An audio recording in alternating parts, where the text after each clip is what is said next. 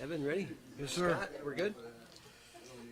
Okay, I will call the February 4th, 2019 Select Board meeting to order and invite you to rise and join us in the Pledge of Allegiance.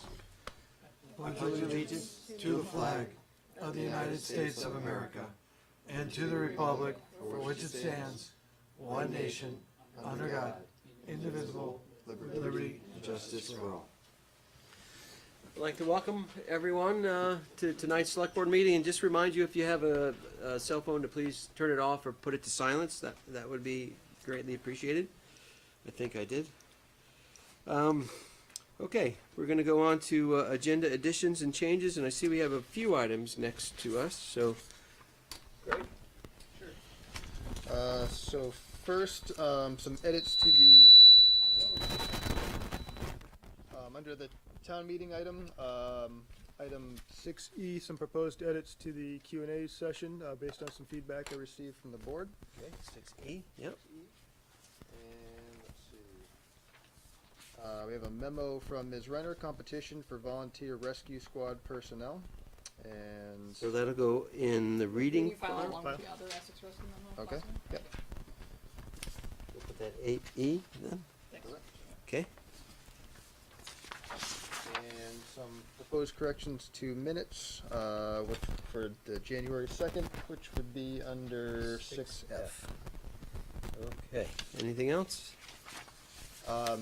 Dennis Lutz has another update to the winter operations. We can either add it tonight or put it on the reading file for the next meeting, whichever you prefer. Well, we have the winter operations update, so. It's a more recent update. Okay. So we can just add it, Sure.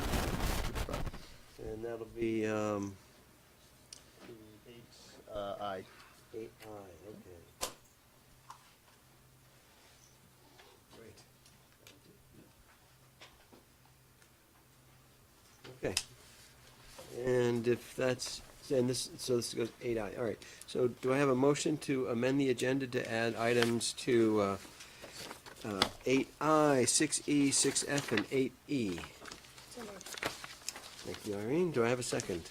Second. Thank you, Andy. Any further discussion about adding these items to the agenda? Hearing none, all those in favor signify by saying aye. Aye. Opposed? Okay, motion passes unanimously. Thank you. We're now on to public to be heard. This is time for members of the public to speak to the Select Board on items that are not on tonight's agenda. Is there anyone here tonight wishing to speak during public to be heard? Okay. Thank you, Margaret. I'm going to pull this closer. Is this one working? Can you? Okay, great. Okay, then if there's nobody else, we're going to move on to our public hearing, which is item 5. So I will move to open the FYE 2020 capital budget and 5-year plan. This is a public hearing. If there are, we have a capital plan out there, 2020 to 2024, that we've reviewed as a select board, and it's open to the public to comment on. And is there anyone here tonight wishing to ask a question about the capital budget or comment on it? Okay, that's fine. So I will entertain a motion to close the public hearing. So moved. Thank you, Irene. Do I have a second? Second. Thank you, Andy. Any further discussion about closing the capital budget public hearing? Okay, hearing none. All those in favor signify by saying aye. Aye. Aye. Opposed? Okay, motion passes unanimously. Thank you all. Okay, we're going to go on to our first business item, and that's 6A. It's approval of the FYE 2020 capital budget and 5-year plan. We had the public hearing. We've all had a chance to comment on it. What's the motion? I would love a motion, Irene. Thank I you. move that the select board approve the FYE 2020 capital budget and 5-year plan. Thank you, Irene. Do I have a second? Second. Thank you, Mike. Any further discussion about approving the FYE 2020 capital budget and 5-year plan? Okay, hearing none. All those in favor signify by saying aye. Aye. Opposed? Okay, passes unanimously. We're moving right along. We're going to go on to business item 6B, and that is an update on wastewater force main leak. And tonight we have Aaron. How you doing, Aaron? I'm doing well, thank you. Good. Couple days ago. Yeah, Tell you that. but you guys, Can you lean into them? Yeah, definitely. I'll talk into I them. know you jumped right on it and followed all the protocol, but we appreciate you coming in to give us an update on Yeah. what happened. Thursday the 24th, around noontime, my boys noticed quite a bit of water coming from the pump station. We had a thaw, if you guys remember, rain event / snow. Everything was melting.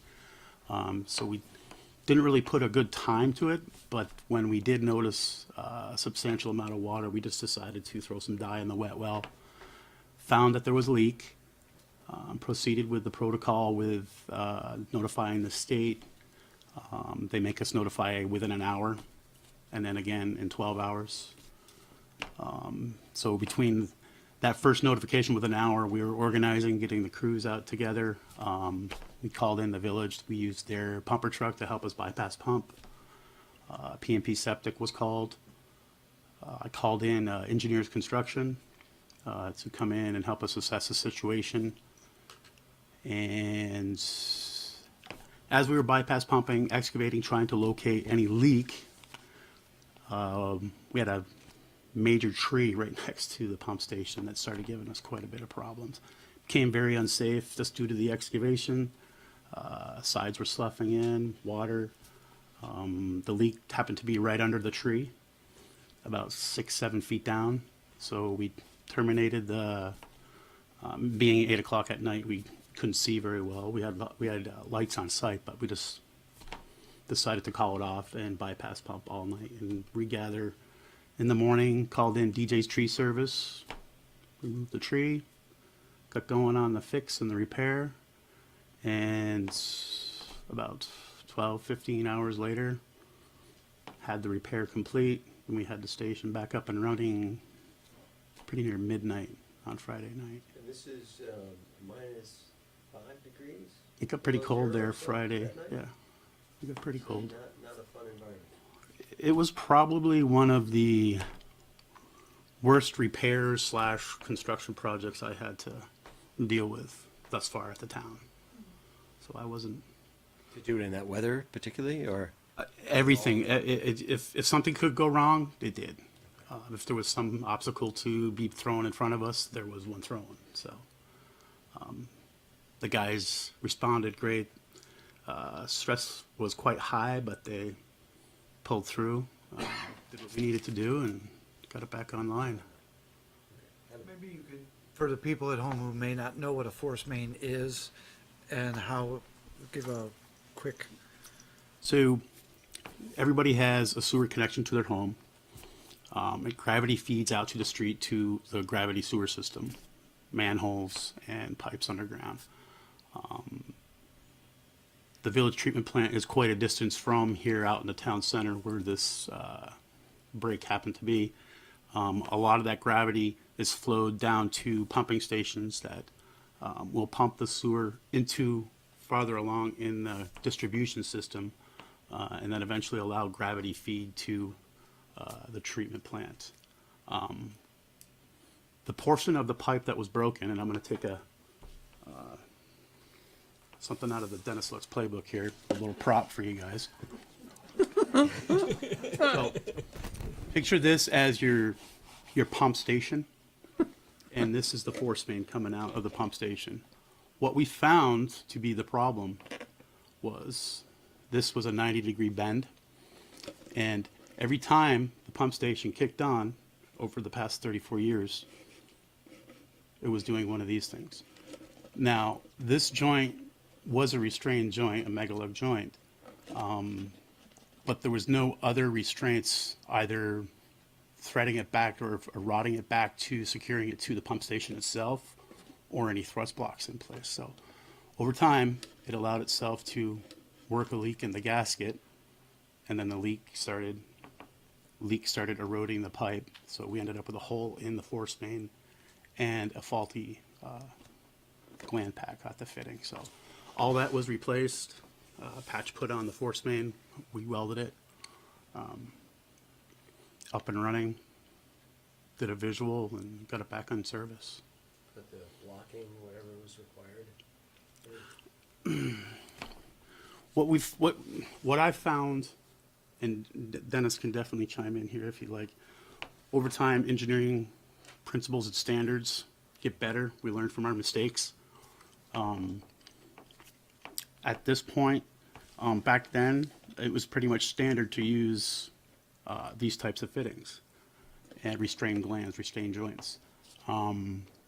Reading literature now, installation, some of the Smith Loveless cans, which is what these call the company. A lot of times they may bring the force main out the side of the can now, or actually restrain the fitting, this 90, back to the can with threaded rod or other restraints. So I did add a thrust block to the top of this 90 to make sure that this stops and ceases. Okay. We did receive one bill for the bypass pumping. P&P Septic was there for the duration, and that one came in at around $13,000. We haven't received the contractor's bill, our electrical contractor's bill, or anything further. So, Okay, and these are about 6 or 7 feet below the ground, you say? yes, some are deeper than others. I think our deepest one is closer to 18 feet. Wow. Okay, so to go and try to inspect all the ones out in the field would be prohibitive, I would imagine. Destructive methods, yeah. Digging down, it's just, it's not feasible. There are a lot of non-destructive methods that we could apply to this. The water district has implemented some line inspections using a sonic ball that goes through the force main. There are tethered options where you actually drag a probe that could measure wall thickness of the pipe as it goes through. We can camera the lines. So there are options out there other than just digging to inspect to see if everything's copacetic. So, Is it worth doing those, do you think, to see if there are any others like that? Or this doesn't happen very often, right? it doesn't happen very often, thank God. We should definitely stay proactive and look at the possibilities and inspect a few of them out there to see if we see any deficiencies. We definitely don't want to be planning for this to happen again. If we can catch something now with one of these non-destructive methods, it's better to do it now and than another cold night in January to. Yeah. Okay, so you're working through that to see what options make Yes. sense that are cost Yes. effective and doable and Yes. worth doing. Okay, great. Any questions about that, Mike?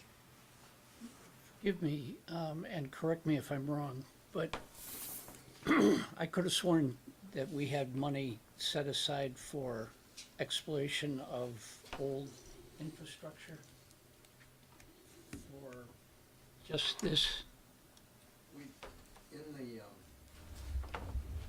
Sarah and I go around a lot about what we call it, in terms of what type of fund. But within the water sewer funds, we have a fund that, I guess from an engineer's perspective, I'd call a sinking fund, which is set up to fund future replacements of lines, water Right. sewer lines. Right. It can be stretched a little bit in terms of you have to make other improvements that might benefit the system. You probably could use it for that too. So we have those dollars that are available to do that. This is a good time when we might tap into that account Right. to pay for this particular type of event. 'Cause Sure. it's, there was a problem, but there's also correction, and, where do you split the two? It's, part of it's operational, we found the problem, we dug the hole, and part of it's, we've gotta fix it. So, yes, we could take it from that, Mike. So there is, and there's, and later on, I think when we get to the portion that talks about the ETC center, I can talk a little bit about that, but the fund is substantial. So it could support this. Okay. But the idea, I think, was that I think you were taking a proactive approach to start trying to camera lines and try to use some of these non-invasive, I'm sure that's not the right word, but No. without having to dig, go in and camera lines or do them by Yep. sonic ball or whatever the case may be. Okay, I just wanted to make sure that I understood that Yep. correctly. Thank you. Other questions, comments? I want to say thank you for, I know that was not a fun job. The environment was not No. conducive no, to making no, it wasn't. any easier. That was a difficult job to start with, so, and I know the hours were awful, so. We have a great crew, and they really showed their true colors and came up and did what they were supposed to do. And It took care of all the Made us state look is good. very strict on how you handle these things, and I know you Yes. jumped right on that. oh yes, oh yes. So, And the state was great working with us. You know, the guy called me back that evening, 9:30, and said, "Hey, how's everything going?" You know, so they were great to deal with. Nobody got frostbite or anything? No, no. So thank you for dealing with that and bringing us up to speed on what happened there. Good subcontractors too on that. They had a great group of guys. Yeah, you bet. I've worked with Yeah, almost. and they were aces. So Excellent. worth every penny. Yep. Thanks, sir. Okay, anything else on that? Okay, thanks again. So then we're gonna move on to business item 6C, and that's an update and discussion on ETC Next, the Town Center Planning Project. And we have our Community Development Director. So you give us an update. I know this has been in the works for quite some time now. Teed up. When they get done, we'll do our part. So we did get the reading file. It was quite substantial, so we got a little bit early, and I appreciate that. But a lot of information to go through. So we looking It's forward to dense. maybe an executive summary Yes. on that.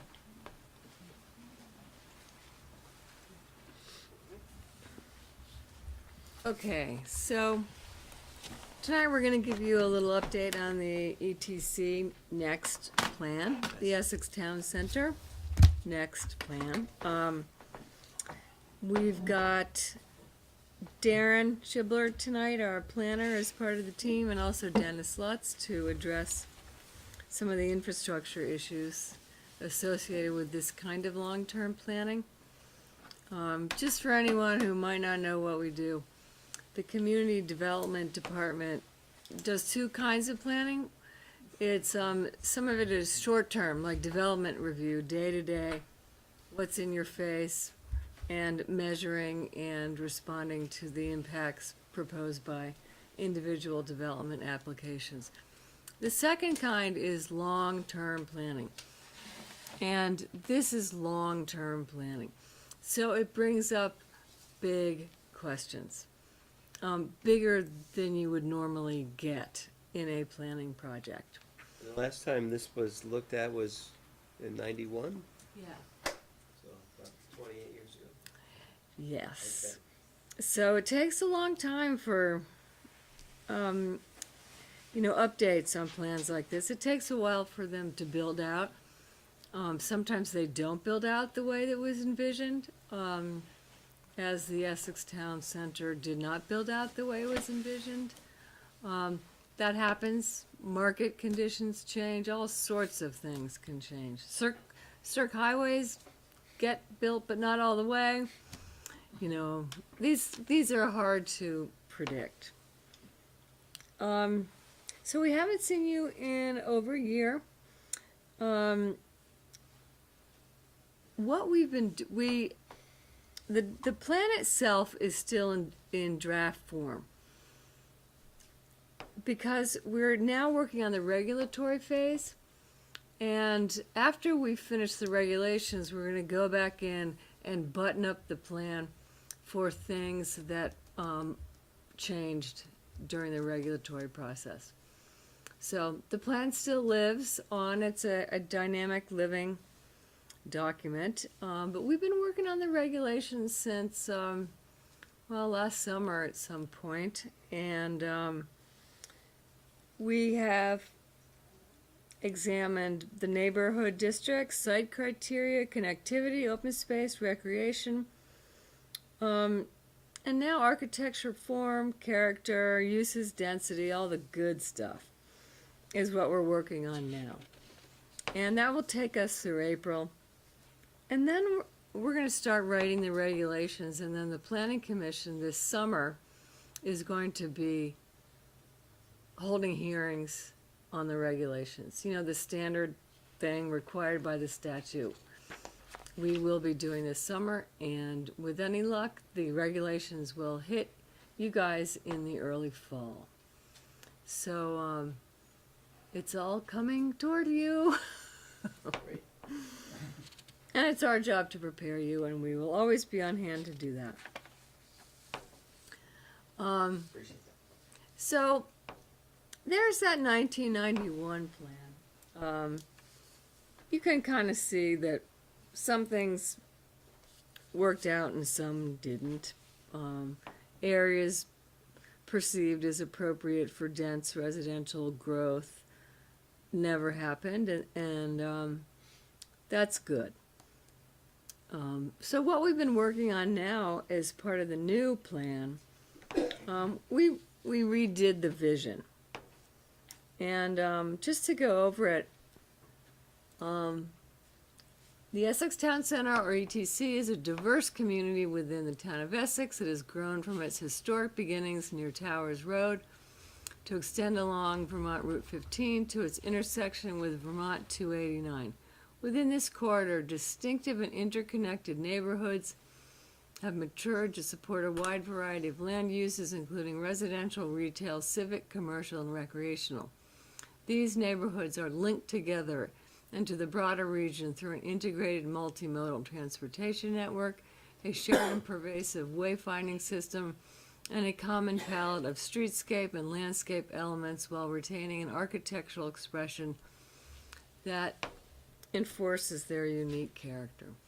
So that's the vision that we've coalesced around so far, and it's driving this part of the project.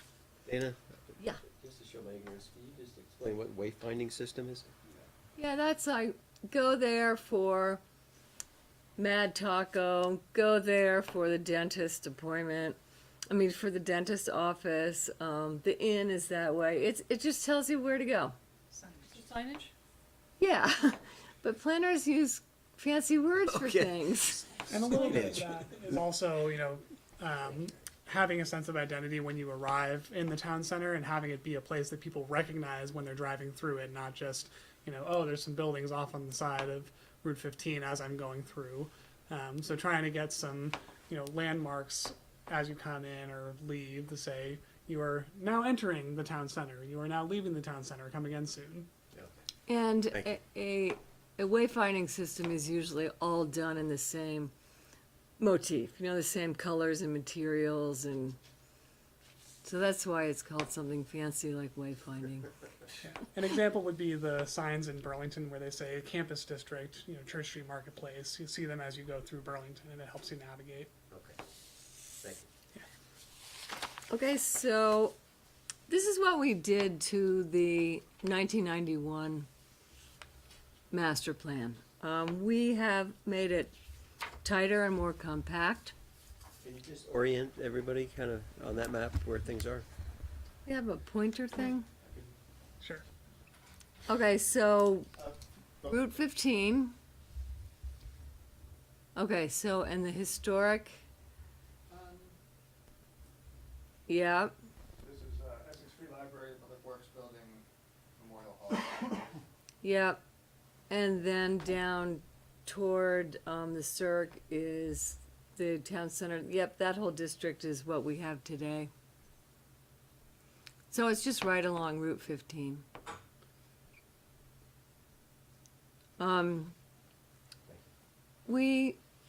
The old one had something like 11 zoning districts. We got rid of a few, which I think was going to make it easier.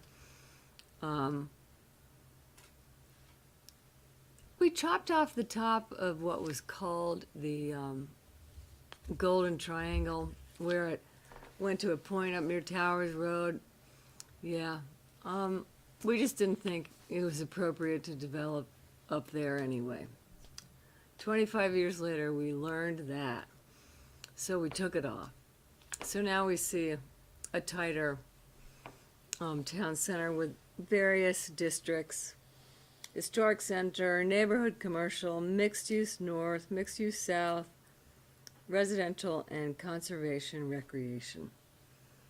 And we can go into those in some detail, but for purposes of tonight, I thought we might just move through, but let you know that we're working on purpose statements right now for all of the districts, and we're not quite done with that. Okay. So where we are right now is in architectural design. Right now, in fact, we had a meeting a couple weeks ago, and then we're going to have one in a couple weeks from now. We are looking at form, architectural facade treatments, establishing building arrival points, arcades and stoops, maintaining architectural detailing along the street, varying horizontal and vertical building planes in response to the pedestal, and other kinds of design elements that we're working on.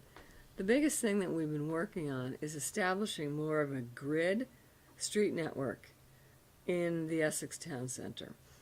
And we've been able to do that remarkably by working with Peter Edelman.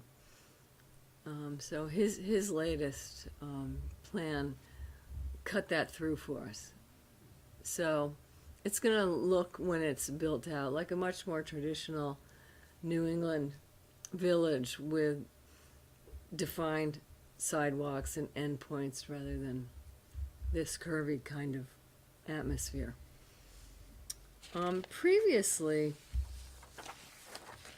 we worked on site layout, massing and scale, building height, orientation and views. We had a 3D, the UVM Spatial Analysis Lab did a drone flyover, so we did some great 3D work in the town center. Those are some of the images. The upward one isn't particularly helpful, but you can see how the one below it gives you a nice feeling for the sweep of the town center and Route 15, etc. We aren't done with massing and scale.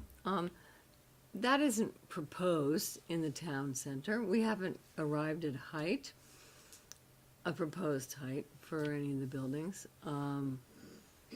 These are just for discussion points. Like, what do we like about that kind of massing and that kind of scale? What don't we like? Generally, people prefer not the big box feel, but buildings that either, are chopped up into smaller structures or appear to be, which use architectural devices to appear smaller than it really is. We got a clear message on that. Again, the survey that we did, which 400 people responded to, said that they're pretty comfortable with the retaining the Vermont vernacular architecture in the town center.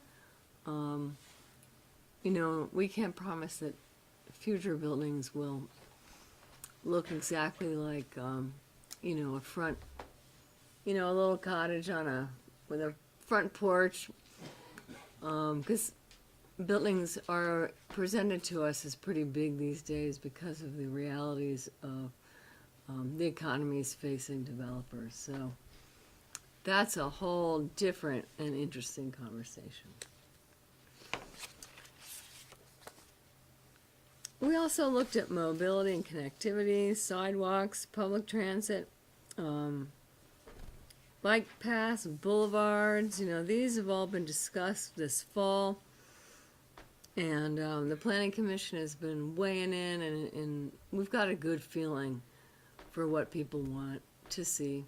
And we hope for a future build out to have much better connectivity, much better bicycle friendly environment, more appealing streetscapes, just generally a more attractive place to be in the future, with little parks and stuff like that.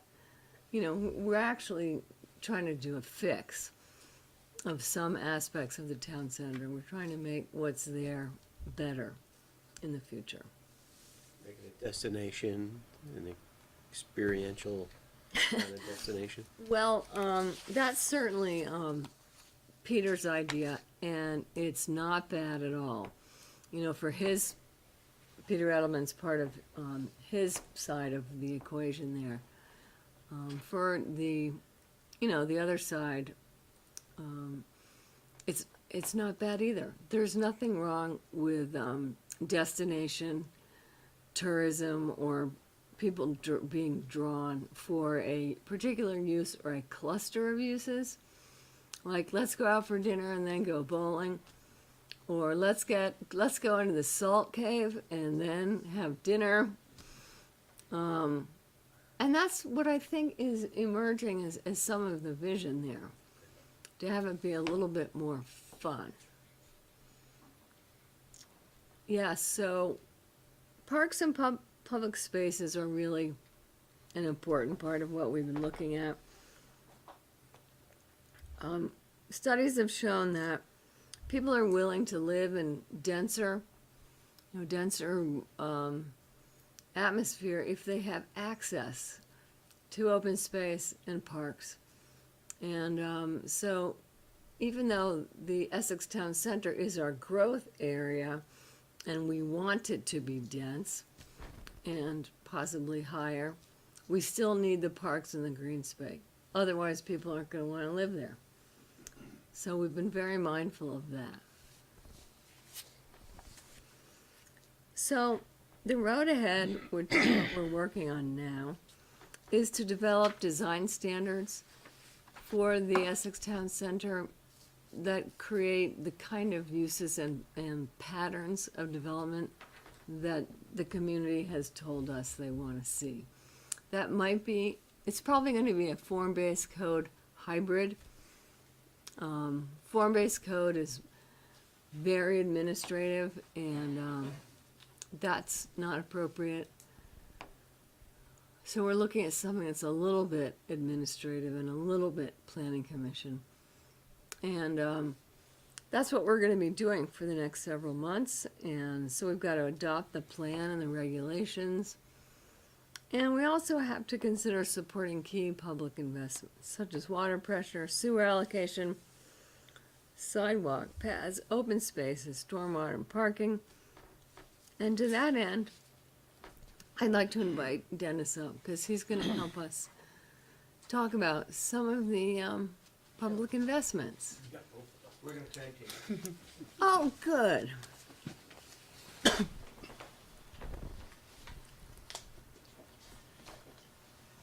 So in order to see this vision through, there's some infrastructure investment that would be required. You're going to hear all about it.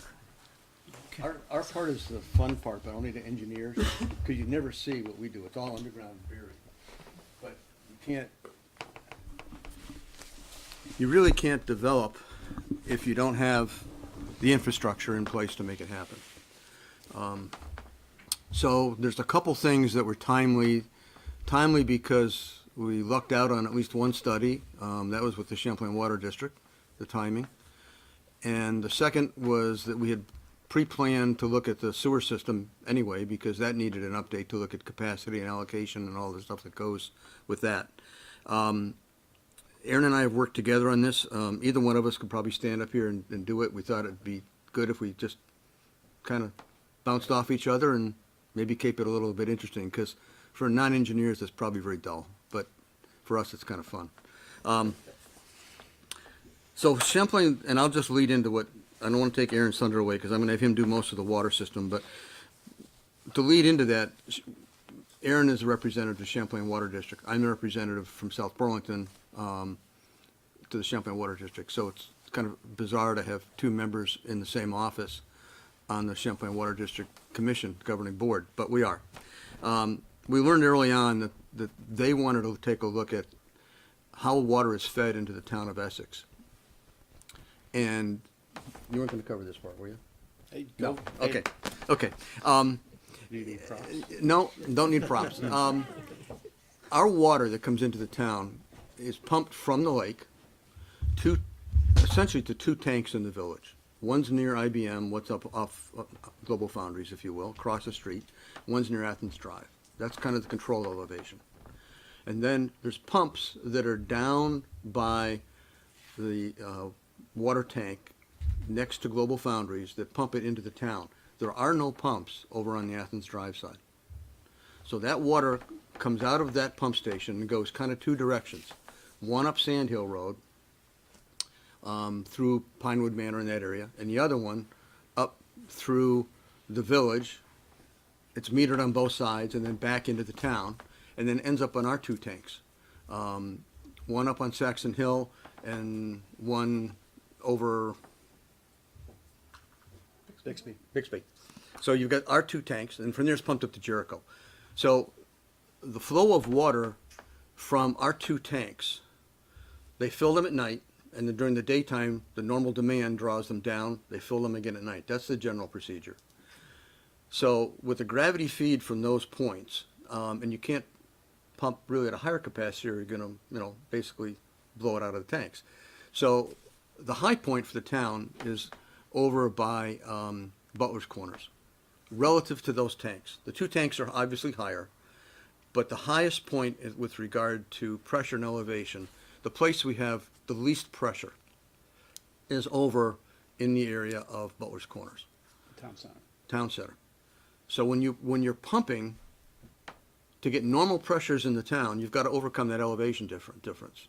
So we'll have pressures of 90 to 100 pounds per square inch down along River Road as they come out of the pumps. So down there, people have to put pressure reducing valves so they don't blow out the hot water tanks. But you need that pressure to get it up to our tanks. Then when it flows over to Butler's Corners, we're at a point where the pressure is marginal. It's adequate for single-family residential, but it's marginal from a lot of perspectives. It's like 30 PSI or something? Yeah, yep. And that's at the street. And for every foot of rise, you lose a half a pound of pressure. So if you start going to 2 or 3 stories, we've solved that in a couple cases for some of the developments up there by asking them and requiring them to put larger diameter pipes in, so that your normal house feed would be larger. Because from that 30 PSI in the street, you're going to have friction losses into the house. The last thing you want to do is be on the second floor, turning your shower on and finding it go, drip, drip, drip. You need that pressure. I think the largest service connection we put in was 1.5 inches, which is kind of unheard of for a domestic service. Yeah. But that essentially almost guarantees that there's very little pressure loss between the street and the house. So there's some ways to fix some of the inherent problems. So everyone up there right now has adequate pressure. Is it as good as it is at the lower end of town? No. But is it adequate? The answer is yes. So Champlain Water District wanted to look at, they also have a problem when they fill their tanks. Because of the dynamics and the hydraulics between the two tanks and the location, and also with the village, it's harder to keep those tanks balanced. Those tanks are controlled automatically electronically at the plant, and remotely through SCADA systems, and it's just really hard to get those tanks to equalize. And so they wanted to do a study to look at what if they put a pump station over near Athens Drive and fed the town system from the other direction. Does that help them equalize the tank flow and provide them more flow capability? Yeah, it's basically a second feed into the town distribution system. And along with the equalization of the tanks here in the Essex, west, north, east, and south, it also provided, additional turnover in the tank volume turnover, so water doesn't stagnate. They were having that issue as well at times. So So that's where we got that's to the- where we are. That's, So you're yeah, on. and that's the genesis of the study. That's why they started out with that. It just so happens that the core of their study area happened to be in the Essex Town Center, in our low-pressure area. And we're able to piggyback on their study, if you will, to take a look at our distribution system and any alternatives that may be available to us in the terms of upgrades to our system to provide more flow into that area. Doesn't necessarily help pressure though, right? Pressure, we will have 23 PSI, on average 23 to 40. That is dictated, as Dennis was saying, by the level of the tanks. And I know there's no plan, I don't know if I would vote for it, for raising the level of these tanks or the height of these tanks to increase pressure. There are a couple options out there that we did explore with regards to pressure.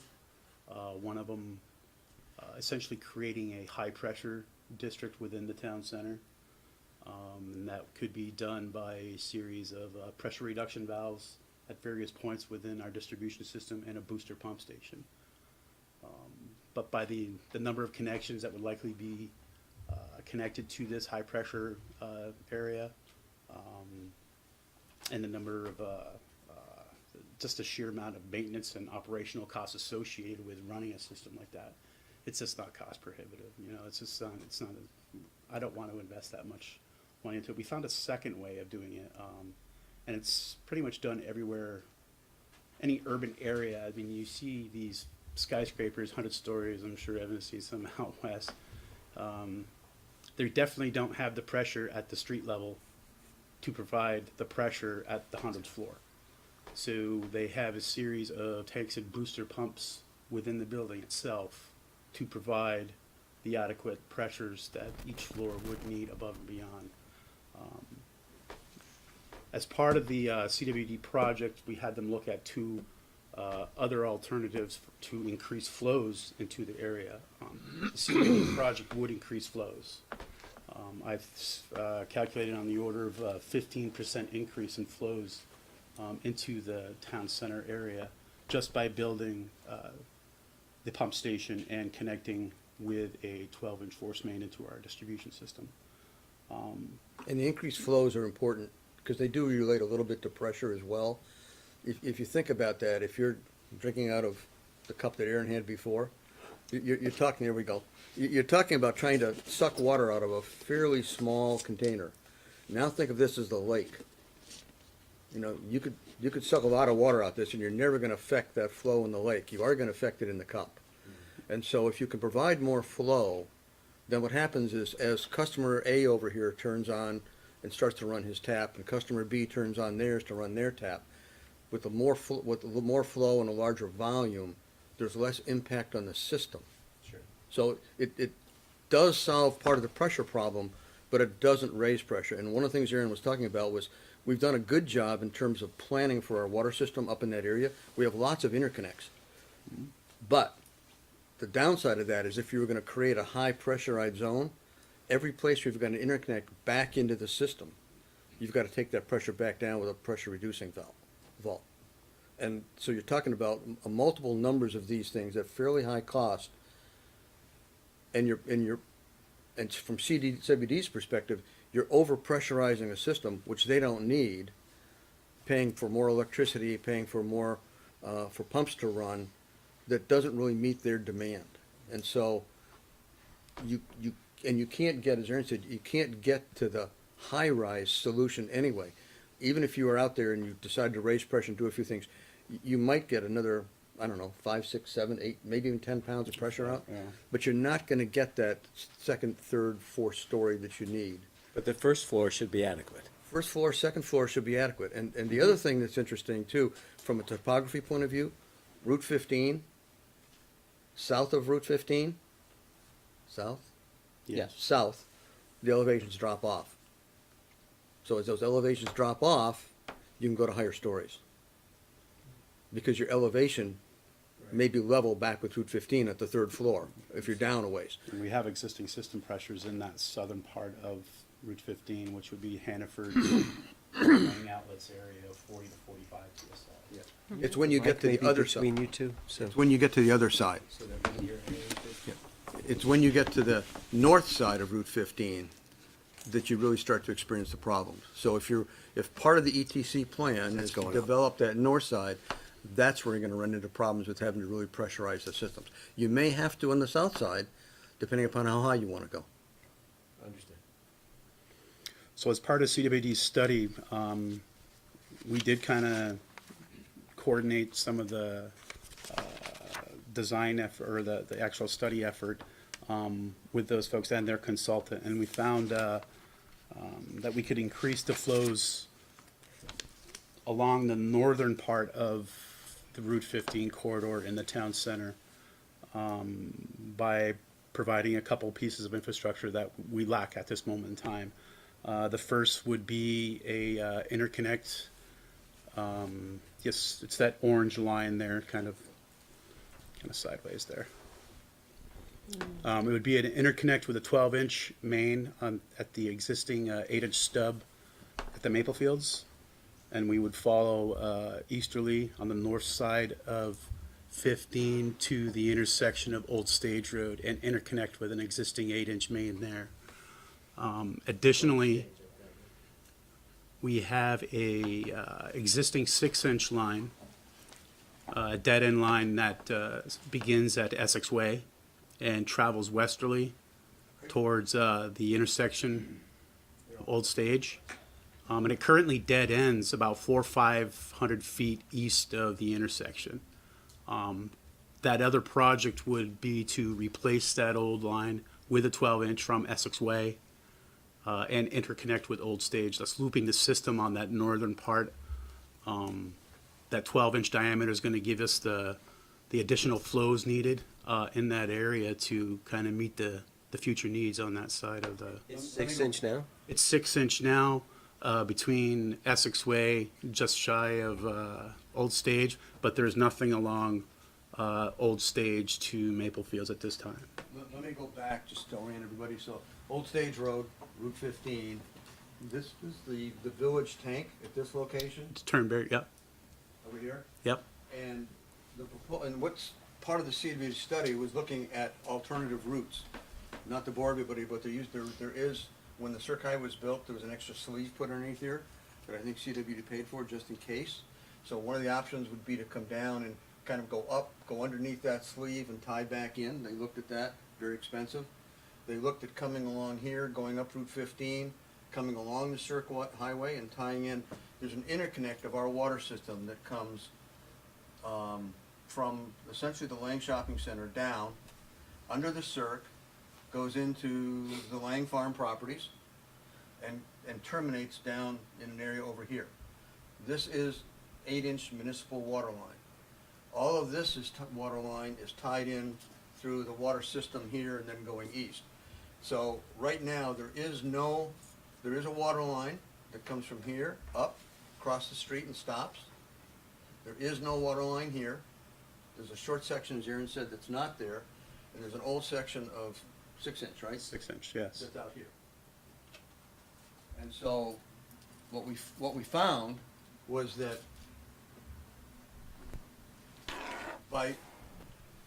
we asked them to look at a bunch of different options and model them. One of the options was, what if you went back here and made this a 12? It doesn't help a whole lot. They came back, their least cost option, come down here, pump station, connect up, Aaron's got it now, and connect in at that point. That's their least cost option. That's what they want to do. And it helps us somewhat in terms of pressure and flow. Not a lot of pressure, but somewhat in terms of flow. A few more 100 gallons per minute. I think that's in the memo. This one takes us a little bit, makes us a little bit better if that goes to 12-inch. I think I calculated upwards of 60% increase of what we have out there existing by installing those 2 sections lengths of pipe.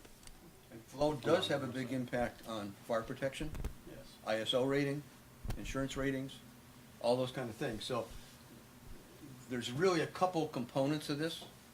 You want to talk about those, the 3 components that we see? This piece? That, you mean the actual infrastructure we're putting in? Yeah, because there's 3 things that can be done over there by 3 different parts, if you will. This one, I'm going to get back to, we talked about funds that have been set aside. This is a replacement of existing town water line. Whether ETC develops fully or not, it will help the flow in that area. That we have funds set aside to do. This short section out here, there's nothing there, but if we interconnected with this point, this water line interconnects back in this way. So this whole system would then interconnect. This piece would be missing. And this piece, we've kind of put on the table as being a potential future developer responsibility when this particular property goes. Yes. This Or a could- portion thereof. a portion thereof. Or we could do it early and collect impact fees after the fact if the town wanted to go ahead and build the whole thing today to be ready for the future and charge impact fees for the portion that isn't there today, or collect our impact fees and put it towards that portion, I guess is the best way to say it. Because we're already collecting impact fees. And then we did have some discussion about having a surcharge district in that area for any future development that could possibly benefit from these increased line size diameters and the increased flow provided by that construction. There are different mechanisms out there, I think, that could be utilized to help realize this final design, what we want here, that interconnect, that loop, that northern loop along the north side of Route 15. That would impact traffic and it would be quite an ordeal, right? What we would do in terms of just, I'm just thinking out loud in terms of that developer piece of this, our impact fees right now for water and sewer is about $3,200 per single-family house. So that's a 1 EU, 200 gallons a day. That's a number to kind of, $3,200. So depending upon what you designate as density for that area, it's pretty easy to calculate. Well, if you built out single-family, multi-story, what would the impact fees be under our current system? What's it going to cost to put that line in? If it's adequate, you may not need a surcharge. If it's not adequate, you need a surcharge.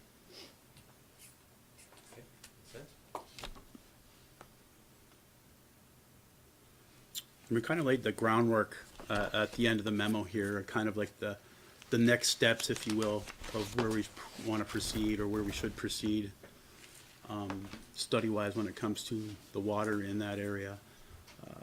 First, we have Champlain Water District. What are their plans? I believe we have a line item held, a placeholder within the capital budget, but no funding for it to date. I would expect, and I don't believe we have board approval for the project. That's forthcoming. I don't see any hurdle there. It's needed. I would see this project being constructed 2021-ish, 2022, 2-3 years out. The second would be the 2 water line projects there, the single loop up there on the north part of the 15. Finding out what a preliminary cost estimate would be. We currently have it in the capital budget as a placeholder, but it's not funded currently. We need to come back with some cost estimates to kind of give us a number to play with here. That said, some discussion would need to ensue at the select board level and the planning commission level over this work as part of the ETC plan itself. And as Dennis was discussing earlier here, some determination on funding. Is it all going to be through capital, or is it a series of partially capital, partially impact fees? Is there another mechanism out there that we float to see if that works, a surcharge. And then finally, basically, at our level, at the engineering office, we need to be a little more mindful. We're gonna probably make the requirements a little stricter on reviewing future development in our low-pressure area up there. We definitely need to be mindful about elevations of buildings.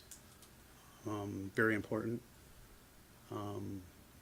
But again, that's at our level. We would definitely be requiring people to provide some sort of analysis on flows, potential flows, required flows for fire, domestic. Likely be using our model that we have currently to input any of their data.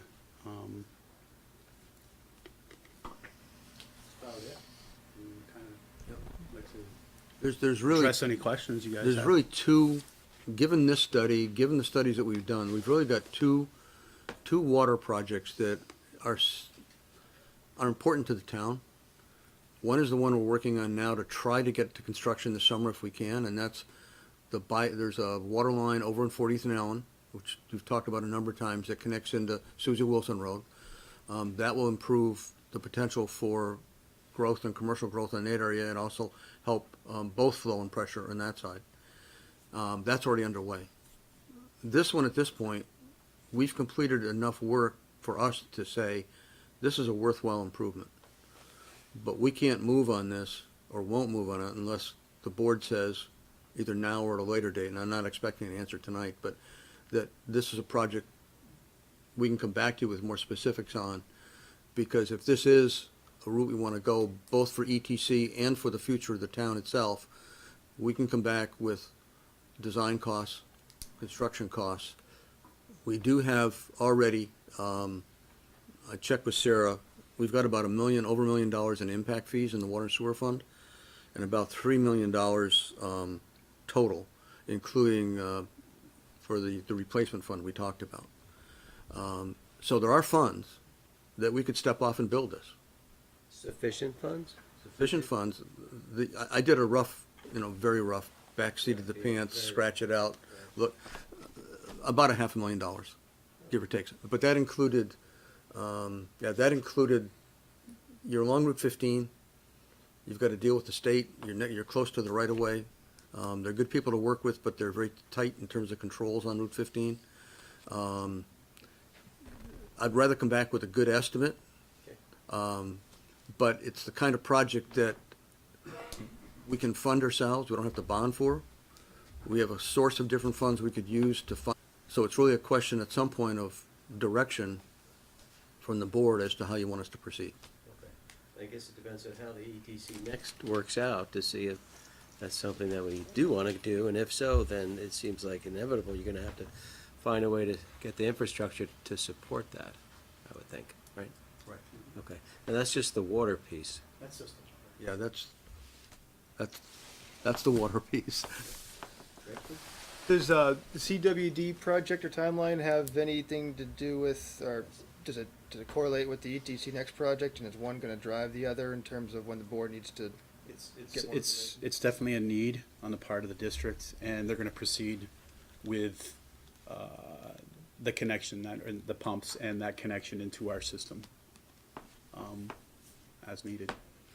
CWD has a history of, as debt is retired, they also look at what the needs are on their horizon to basically strengthen the water system for all the communities. And so they try to do a balanced rate structure that keeps rates low, but builds what they need. So as debt comes off, they will look at projects, and they've got a whole list on the capital plan like we do, and then pick off those projects that are most important to them. This one's on the, I would call it a candidate list. It's just, there's been no decision yet by the board as to whether we're gonna fund this or not, that's all. Maybe two questions. Currently today, if you're along the Route 15 corridor, let's say somewhere near Maple Fields between there and Essex Way, if you wanted to build a 1 or 2 story building, we would have the right pressure for you to get water to the second floor. Correct? Depending upon where in those properties, Ayler's right now, that, the Ayler property, is served by municipal water. But I think that's all one story. I don't think there's anything out there that's two-story. But that's the question we'd have to ask. If someone came in the door and said, we want to go to the second story, we would want to measure the pressure, we'd want to measure what you need in the second story, and if you don't have it, you're going to be put a pressurized system in. So, That would be on the developer, though. That's correct. Yes. so without, all right, so beyond that, it's somebody needing a pressure pump to take something up higher. Right. Which would limit density above this first floor. In some parcels. On some, Right. some parcels, yes. Just that, Yeah. that's the general gist of it is, there's water there. It's the pressure to get it up above the first floor adequately and depending upon use. Right. So a typical apartment or whatever you have versus, say, a business that uses lots of water. Right. Okay. It would likely be on the ground floor versus the top. And it's, you know, it's a proven science. It works. It's done all over the big cities. It's just- In many places where you have 5, 6 stories or above, which we're not recommending here, you have to pump it up to some type of holding up on the roof and then have it come down, and that provides the pressure to bathrooms. In almost some hotels that are above that, you have to pump it up to a reservoir tank and then let it filter back down. Again, back in ETC, you're not even talking that type of height. For the most part, you're talking a couple stories, and that's up for discussion. We're getting there. Okay. Costs of the system, but they're not like cost prohibitive. They're not that expensive. And No. the interesting thing is, a few years ago, we did a historic tour in New York City. And one of the things the architect pointed out was these old wooden towers. If you go up some of the buildings that are 5, 6, 7 stories high, just kind of like a wooden tower that's up there. Thimble. That's their water storage. They're pumping it from ground floor to there, and then it Still. feeds by gravity down to the people that need it. And when the level drops, the pump kicks on, fills it up, and you do it all over again. So, I mean, that's turn of the century technology. So this is nothing new. Prior century. Prior century, yeah. Gravity work for you. Elaine? I was gonna ask questions based on that. So is it not cost prohibitive for a developer to build along the Route 15 corridor in spite of the fact that there are pressure issues there? Is it keeping development from happening by the fact that there's low pressure in that area? I wouldn't think so. I wouldn't think so. I think the issue may be one of the ETC plan. Is it gonna occur? Density?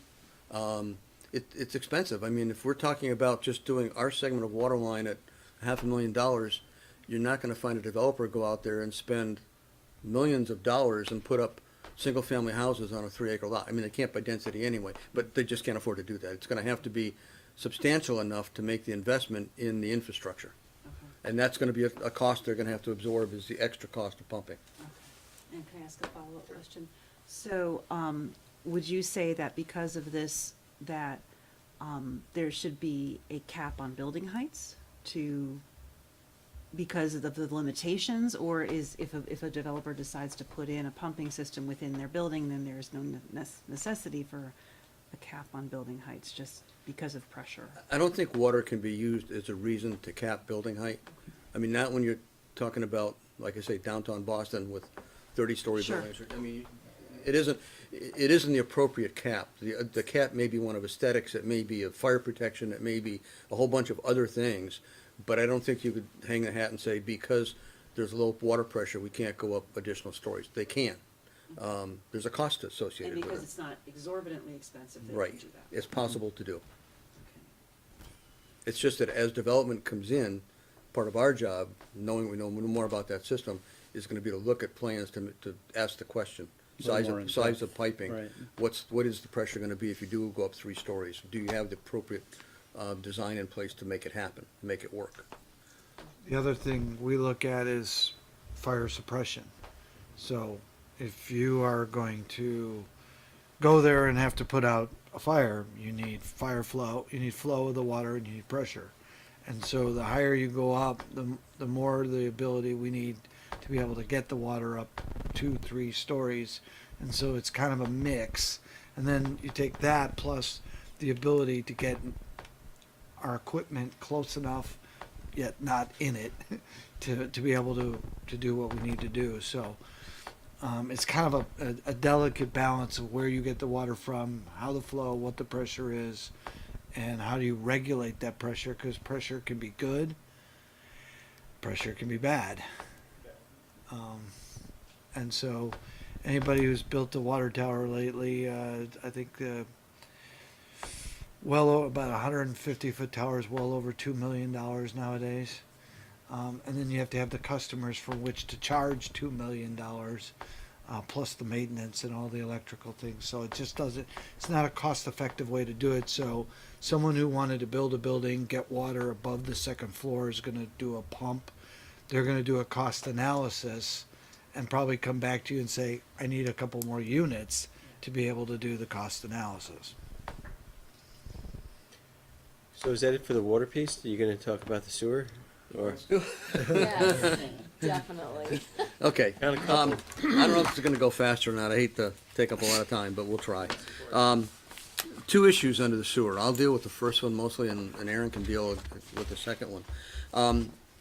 The first one is sewer allocation, and that's gross numbers on the sewer system. And I don't know if you can pull up the sewer allocation map. That's in there someplace. There we go, that top one there. Got a pointer now. I got a pointer, Yeah, okay. little red dot there. Uh-oh. There we go. I gotta move so I don't hit Aaron in the face with the pointer here. Deflected off his head. Don't look back at him. This sewer allocation map hasn't been changed in a number of years. I know it says draft because we went back, we decided that with the ETC plan coming, this was about a year and a half ago maybe. Yeah. My past history, I worked for Hamlin Engineering as the engineer. I designed the sewer system. I also was responsible for setting up the allocation policy because we were required to do that by the state as a condition of getting the money. We were one of the last communities in Vermont to get money for sewer systems. And then the funds dried up. And actually went to court to get the money because the town of Sherburne and the town of Essex were in competition for the same funds, and we won, for whatever it's worth. But we were required to look at controlling growth in the community and keeping it so that we did not have, and this is 1984, this is well before we got into growth centers and all the other stuff. They had a planner at the state who thought that this was an important issue, and we agreed with her. And so we designed a system to basically take our capacity and limit our capacity to the area that we wanted growth. And the area that was chosen was based on zoning. And I'm going to go back to this because it goes as many times as I have to. The sewer core follows the zoning. The sewer core doesn't define the zoning. The zoning decisions drive what's in the sewer core. And if you go to the sewer ordinance and the zoning, they're consistent that medium density residential, I think, if I remember correctly, allows for sewer, connection municipal sewer. You go to AR or AR1, there's no ability to connect to sewer. So these boundaries were written around the town plan in effect in 1984. And then what we figured out was who needs to connect, who's got systems that are straight piping, who has failed systems. And over time, the areas in blue are those that have actually connected to the sewer. Partway through the process, we went from 1 million gallons a day of capacity to 1.1 million gallons a day of capacity. We purchased that back in the late 1990s, early 2000. Williston had an upgrade. We decided to go in with them, upgraded the plant. We got a little more capacity. We thought, honestly, I thought in 1984 when we built this that we would have this all built out by 2004. It's now 35 years later. We're about 55%? Of usage? Yep. 50? We're about 50, but also we have allocated capacity, so we're about 80. Yeah. So we've allocated some capacity out. We've had some people that have gotten approval, purchased capacity, or in the process of building, but their wastewater hasn't gone into the plant yet. So we looked at this historically in terms of, do we have capacity? The important thing, and it's, I don't like using pointers, but let me see if I can do it this way. The important thing was the growth area under this town plan was over here in the Saxon Hill Industrial Park. If you think back to 1984, what was hot in 1984? IBM, industrial growth, wanting to build Vermont with clean industry. It was not 2019. Conditions have changed. So this area was where there was a lot of capacity put. And there's a gravity sewer that comes down here that comes to a pump station that then pumps up into the village. This gravity sewer is fed by a series of gravity sewers up in this part of town. But the town center area over here is fed by it feeds into a pump station that we call the Lang Farm Pump Station, the one where we had the force main problem, about there. So all the sewage that comes in from the town center gets pumped into that pump station, as well as some of the residential development down here comes into that pump station. Then it gets pumped up to a pump station up here called Heritage Estates. Then it gets pumped from Heritage Estates to a pump station over here called Alder Lane. Then it gets pumped up from Alder Lane down Sand Hill Road, gravity flow into this pump station, and then from this pump station into the village. So we're taking everything this way. But the size of pipes and capacity were set by this being the growth area. This was never thought of in 1984 as being, where are we going to put our future growth? Times have changed. Now the future growth is planned for here, by the ETC plan. And the town plan. And the town plan. And what we found over here is that what's been going in for businesses has been warehouses. Or down here, solar panels. Solar panels don't use a whole lot of sewage. Or what? Or water. Or water. So there's capacity that's assigned in this study, fair amount of capacity for industrial, commercial development. It's not going to be It's used. not going to take place. So the question is, there's capacity in various parts of the system that can be freed up. And there's some numbers to look at that it's easy to free, and some they're not. So we had Hamlin look at this because they've got the computer model. They inherited it after I left. They've continued to use it. We've asked them to update it. So this doesn't involve just the ETC plan. It involves the whole town as well. Looking at our infrastructure, looking at another 20 years, where are we? And then when we got all done with that, and we had that kind of an answer, we then went back and said, okay, now that we've got the ETC plan, what if you superimpose on the changes that we've talked about more growth out here? How does that affect our capacity issues? And there's a couple different ways, and this gets really confusing, but there's a couple different ways to look at it. One way is to look at it from a theoretical point of view that says, every one of these, we use 200 gallons per day per equivalent user. And we've tried to make the map, we have made the map, equal, when you add up all these parcels and all the numbers that are on the maps, they equal 1.1 million gallons per day. So the number of EUs on this map equals 1.1 million gallons per day, our capacity. So from a planning, theoretical, give out capacity, you want to keep that relationship so that you are not overcommitting on paper what you have as a finite resource. And we're probably not going to get a whole lot more out of the Winooski River in the future. So our capacity is what it is. So we've got those numbers available to be able to be used against the system. But one way to do it is based on EU and theoretical. The other way is to look at what we've actually experienced on flow. And we found, as people have come online, more recently than in the past, low flow fixtures, smaller families, less sewage. So we actually have some inherent built-in safety factors in our capacity numbers, which is actually a good thing, because I know some of you have been on the board longer than others, but we've come repeatedly to on a parcel under the ordinance to say, I've only got 2 EUs or 400 gallons per day, but I want to put up 3 apartments and I need 600 gallons per day. Can you give us that additional capacity? And the answer is yes, because we have it. So there's always a safety factor, I think, built in that the select board wants to reserve in their back pocket for those kind of things. And that safety factor is fairly significant. So if you look at it, if you look at the system, you look at the pumps, you look at the pipes, and you take it out for the next 20 years, you can apply 2 numbers. The theoretical large number, or maybe the actual low number. And the truth of the matter is, the real number is somewhere in between the 2 of them. So on the low end, if you use the real numbers, our system is in really pretty good shape. There's not a whole lot of improvements that have to be made to it. And if you keep out the ETC changes, it'll do what it was supposed to do. Okay? If you go to the theoretical number, the higher number, you run into some problems along the line in a couple of locations up in here and at the various pump stations, because you start to reach their capacity.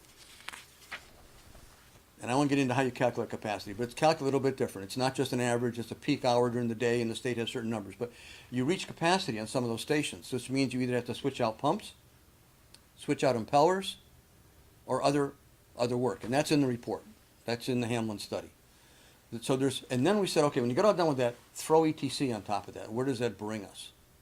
And what it says is that ETC kind of creates some additional problems because the growth that was planned to go here with larger pipes is now going up here. So we took a look at that and said, well, what do you do? And there's a couple things that you can do with that. One is the theoretical number on how many EUs in the whole system. And for example, and I'm just going to give you one example because there's some that we gave you in the written material. This was 91 EUs, if I remember correctly, where the solar is going. That's not going to be used. Transfer that up here. Provide the capacity where you want it. And there's a few other parcels. Darren and Dana were helpful. We looked at some of the parcels. We looked at, Darren looked deeply into some of them where there's wetlands. There's other configurations where there's a certain number of EUs that in reality they're never going to be able to build out because the land isn't going to allow them to build it out. So you can very easily transfer some. Now, it doesn't get us all, but it gets a lot of it. That was the first iteration.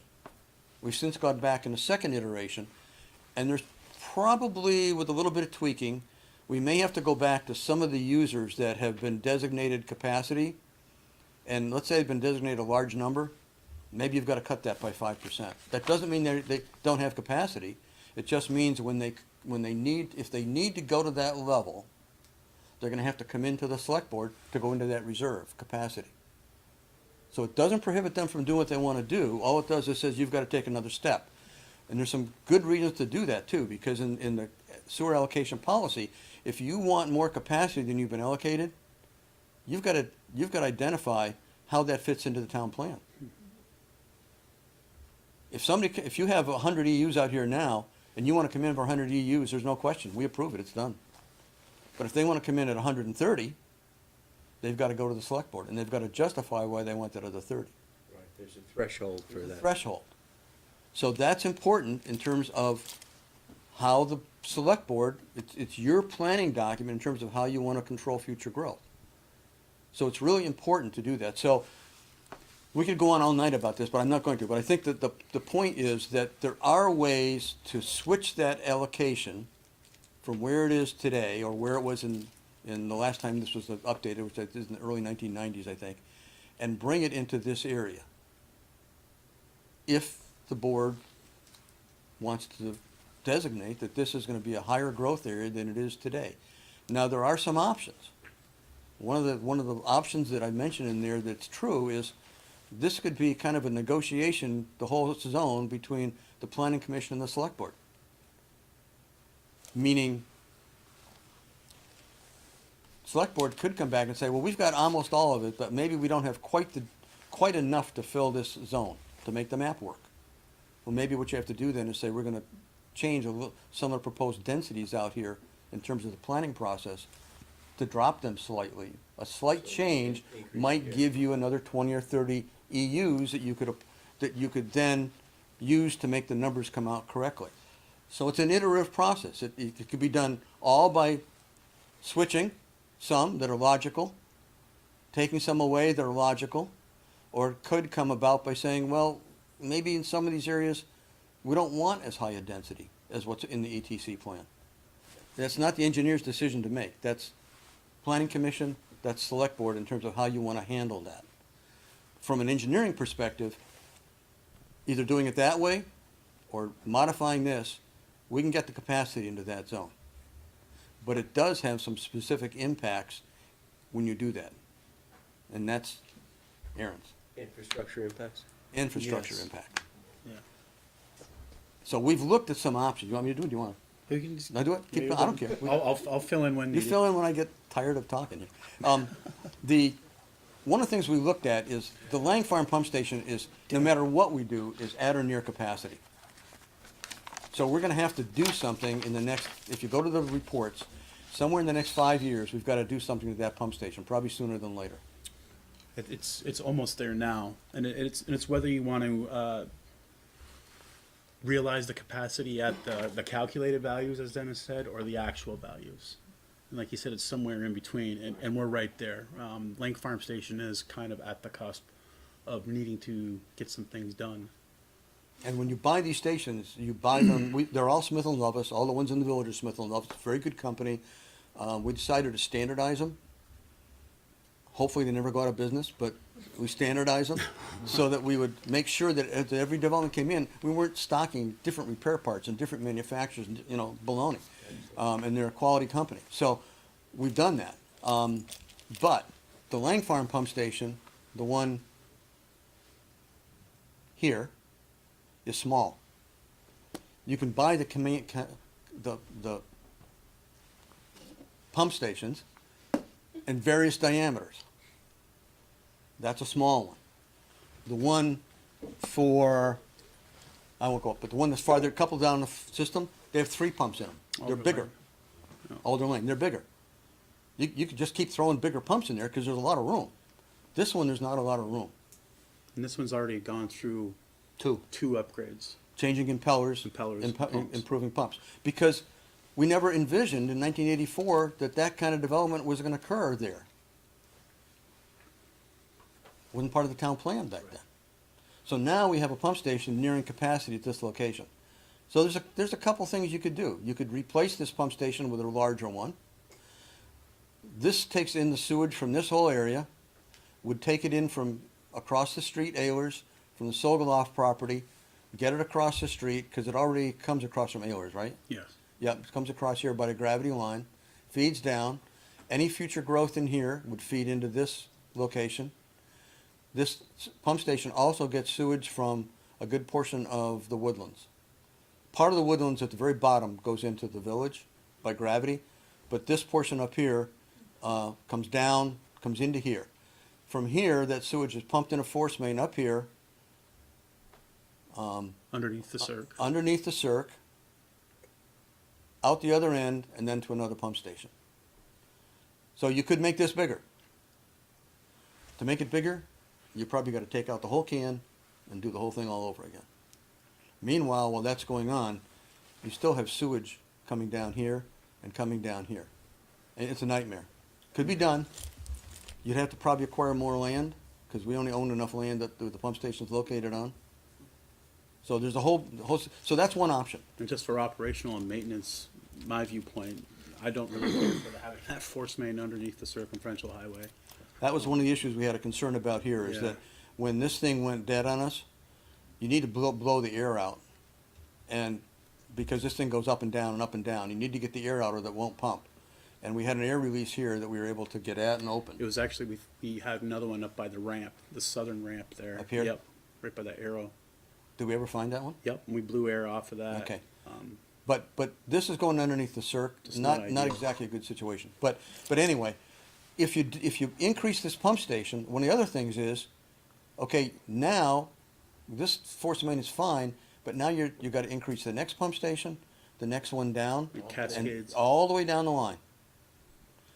One of the options would be, that we've looked at least on paper, quickly, is, and I thought of another one, but you could leave this here, make this a bigger pump station, and then come out here, break this line,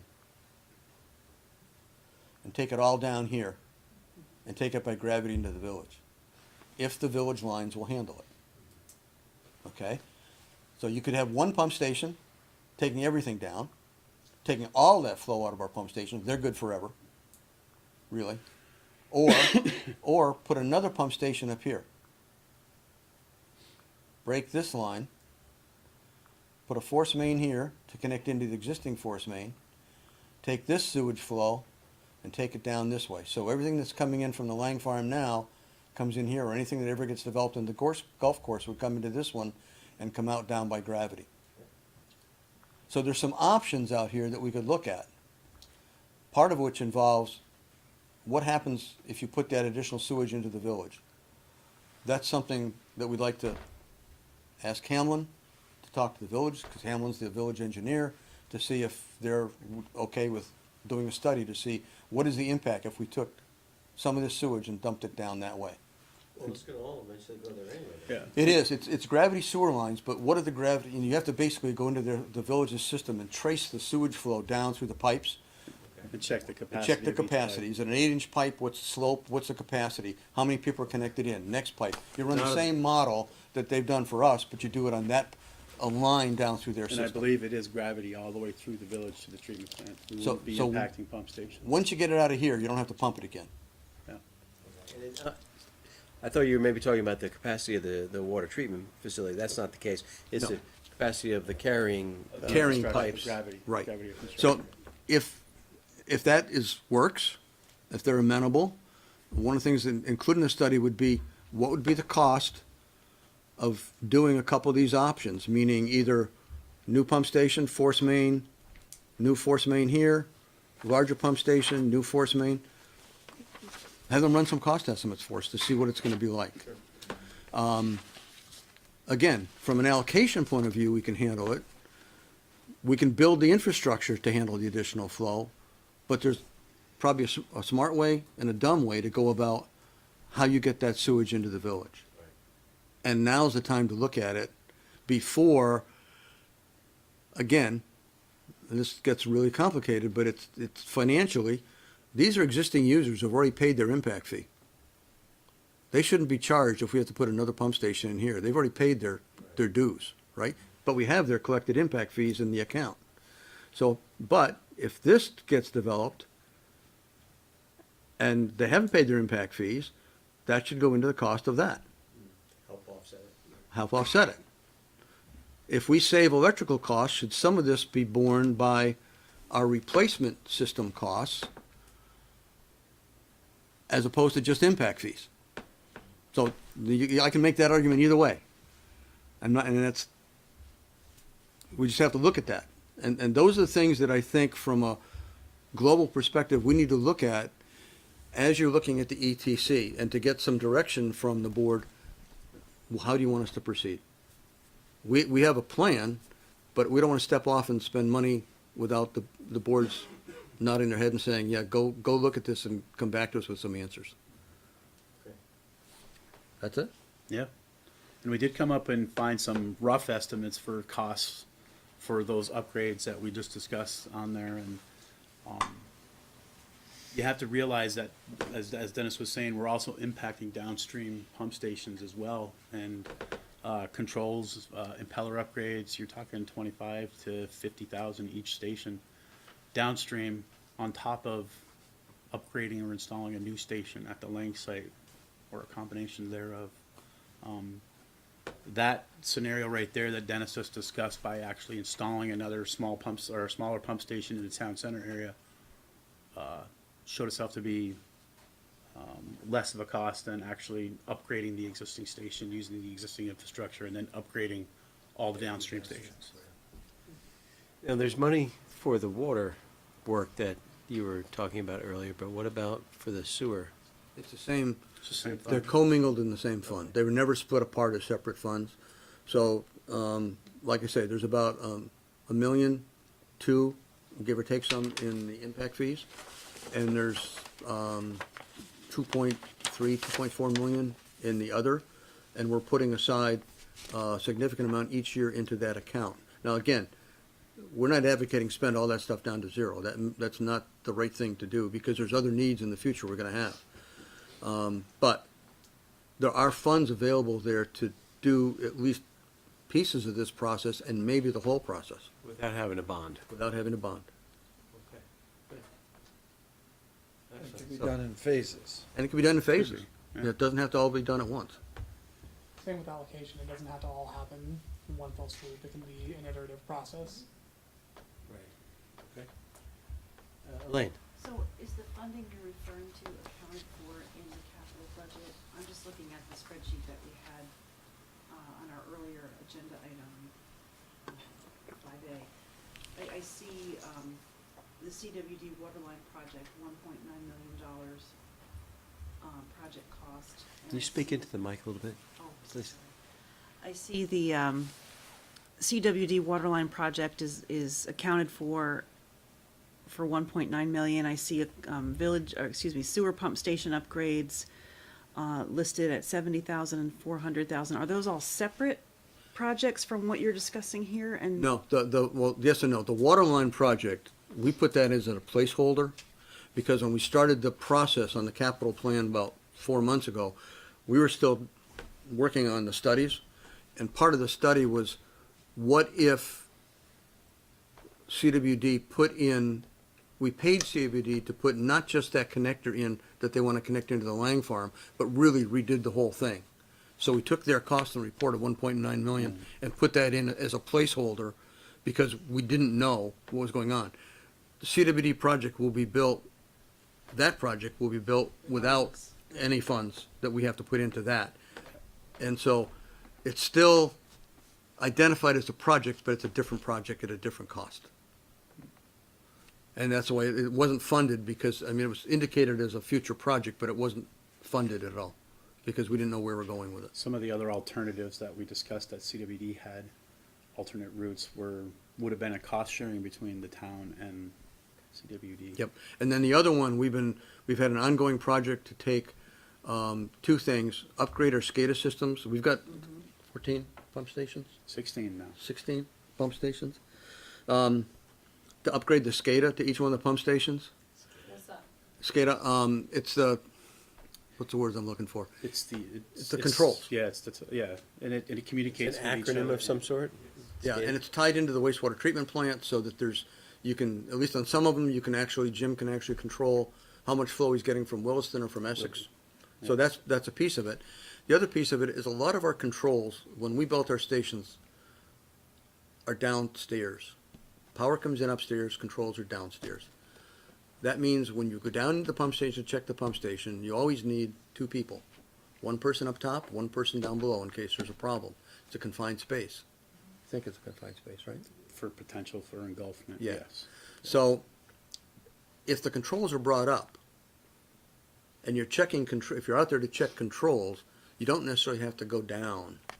And the controls are in a better environment up top than they are sitting 20 feet down in a wet, semi-wet environment. So we're trying to take each pump station and gradually move, and that's that other project, is to move those controls up top over time. That's for the stations that are only the dry well, wet well types. Because we've got a few of them that pump a little bit differently. So I guess what I would really like to see some more detail on the funding that we currently have set aside, where it's coming from, this is a newbie question for me. The impact fees, I just would like to see the dollar amounts we have, how long it took for them to build up, and what, if anything else is projected to be used to spend on, to use out those funds to spend on. So I guess I would like a little bit more detail. So this is the work that would need to be done if the ETC, if we decide to have that come to fruition. You're not, are you done with the Yeah. part that you wanted to For the talk time about? being. For the time being, okay. And it's really great to have Dennis and Aaron here tonight, because you can really see how integrated growth center planning is with infrastructure planning. And as Dennis has alluded to, there are policy decisions that are gonna need to be made. Since the late eighties, the town plan has envisioned this area as a growth center. Because that is when Could you bring the mic over? Thanks. So the people.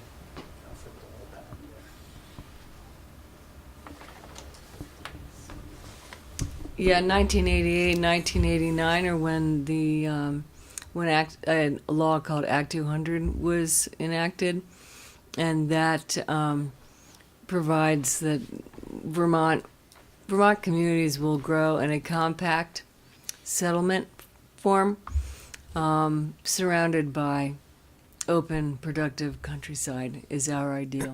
So we're trying to stay in a compact form. And in some cases, that may get closer and denser, and in some cases, it may involve going up. And to do some of those things, we need this Has to end of it. all fit together. There is one thing I do want to mention, Max, just that it's important, because the pump station, for example, the Lang Farm pump station, Yes. we need to think about making decisions within the next 6 months to a year. What we don't want to do is replace pumps out there at maybe a cost of $25,000 or $30,000 a pump. So now we've got $60,000 invested, and then the decision is made, we are going to go ahead with ETC. And that's the tough part, is that we don't want to make an incorrect decision that costs the town money long-term, where we're wasting money by, We have to be different smart about decision. I guess we just wasted $60,000 or $70,000. Can't afford to do that. No. So, I think the board would all agree that economic development is a vital piece of what's needed here. And the ETC is addressing that, a portion of that. And in order to support that economic development, investment in infrastructure is inevitable, I think, right? And you're looking to just see if we're all agreeing that economic development is important in supporting the growth in the town center. Does anybody have any reaction to that? I'm just Irene? curious what you mean exactly by economic development. Do you mean bringing businesses here, or do you mean bringing residents here, or both? And in what Growing the ratio? grand list. Right, if you want a greater diversified tax base, you need to grow the grand list, I think, right? Bring in businesses and. You need to improve the infrastructure to a point where you can improve the diversity of both businesses and residences. Right, right. And you have to also provide evidence to potential developers that the town is investing In itself. in itself in order to encourage them to Future. also invest. So, Any other comments on this? Okay, so, we'll let Irene finish. I'm thinking about some new buildings, 4 Pearl Street, some of the Winooski development, where they have this thing we've been talking about now for maybe 20 years, where you have the business downstairs and you have residential upstairs. What's the ratio that's correct? I just see so many empty storefronts in traditional buildings, but also in these newer buildings. And I wonder if we have the critical mass of population to populate. Oh, and Senecal's just building, 3 storefronts now in front of all his Griffin Lane development. How do we prevent the storefronts from remaining empty for a really long time? Is there a way to make sure that we're not overbuilding the storefronts when we build residential on top? Well, we tried to do the ratio within the ETC, so that you would have mixed use in every single building that was built there. And that just simply didn't work. There wasn't enough demand for commercial and residential up top. That's been changing in the intervening years. But as far as how can we make sure that the storefronts, don't stay, or, aren't empty. Some of these are decisions, market decisions that that developers are gonna have to make on their own as part of their investment decisions. And we have to trust that they know what they're doing. And the other thing that we are thinking about in the ETC planning process is making sure that we're encouraging building forms that are flexible enough to adapt to the changing market. So, an office, ground floor retail may not be retail, but it might be an office, it might be entertainment, it can morph into different things, or it could even turn to residential if needed. We're actually hearing that might happen in some of the properties that formerly had offices in the town center. So the point is not to, anticipate it's going to be this mix of commercial and residential, but that the forms and the buildings that are there can adapt to whatever's going to actually occupy them. Thanks. With a follow on, I think about these quirky New England towns, and you got an old bookstore in an older house, and you've got a consignment clothing store in another older building, and there are a lot of vendors that I can imagine in a New England environment that can't afford to be in an energy efficient, high tech, very cool looking downstairs of new residential development. They need to be to make their finances work in different places. And so, again, I would just beg you, please don't set us up for empty storefronts in new buildings, because I think there's a diversity that needs to happen. And like I said, I can just keep naming buildings that I see that are vacant. And it's Don't frustrating to worry. me. The plan will allow for some quirkiness and adaptation. Appreciate it. Yeah, I just wanted to, I guess, ask for clarification. It seems to me that on both the water and the sewer thing, you said there were things that you wanted to do in spite, whether ETC happened or not. I just want to make sure that we're not, that we are hearing what you're asking for. Because I think you asked us to do things in the near term in spite of whatever happens with ETC. Am I wrong, or did I? No, I think you're right. I look at the town's infrastructure, and I think that what we've now identified is that there is some benefit to existing users and customers. Let's take the water, to take out that old 6-inch and put a 12-inch and connect those 2 points together. And that, whether you go farther on Route 15 or not, probably depends upon ETC. But that first piece, no, I think it should be done. And so we should arrange to have it scoped, designed, costed out, obviously through a process, to get approvals for each one of those steps. But I think that's needed. I think we need to look at that particular pump station and decide, is there a better way to take the sewage, number one? That's irrespective of ETC. That's a study with the village to see what if we can make it work the other direction. That's some early cost estimates as to what would it take to do that, and maybe some soil borings. And I've even thought, I didn't talk to Aaron, but I was looking at the map today, there's another route that we might be able to use that might save us a few dollars. The Lang Farm line that comes down by gravity, you might be able to go straight up that with a force main the other direction and stay away from Essex Way. So there's some things we need to talk about, but yes, do I think we need to approach that and say, what makes the most sense for the future for that pump station?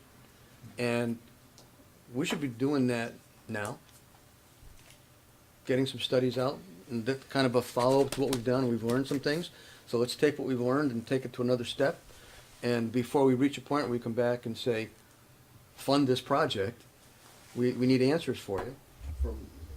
But we need to get more details to get those answers. But yes, then the other questions maybe would come about as a second piece to that do involve ETC. What happens to the other section of the water line? Do we go farther with that? That's kind of an ETC thing.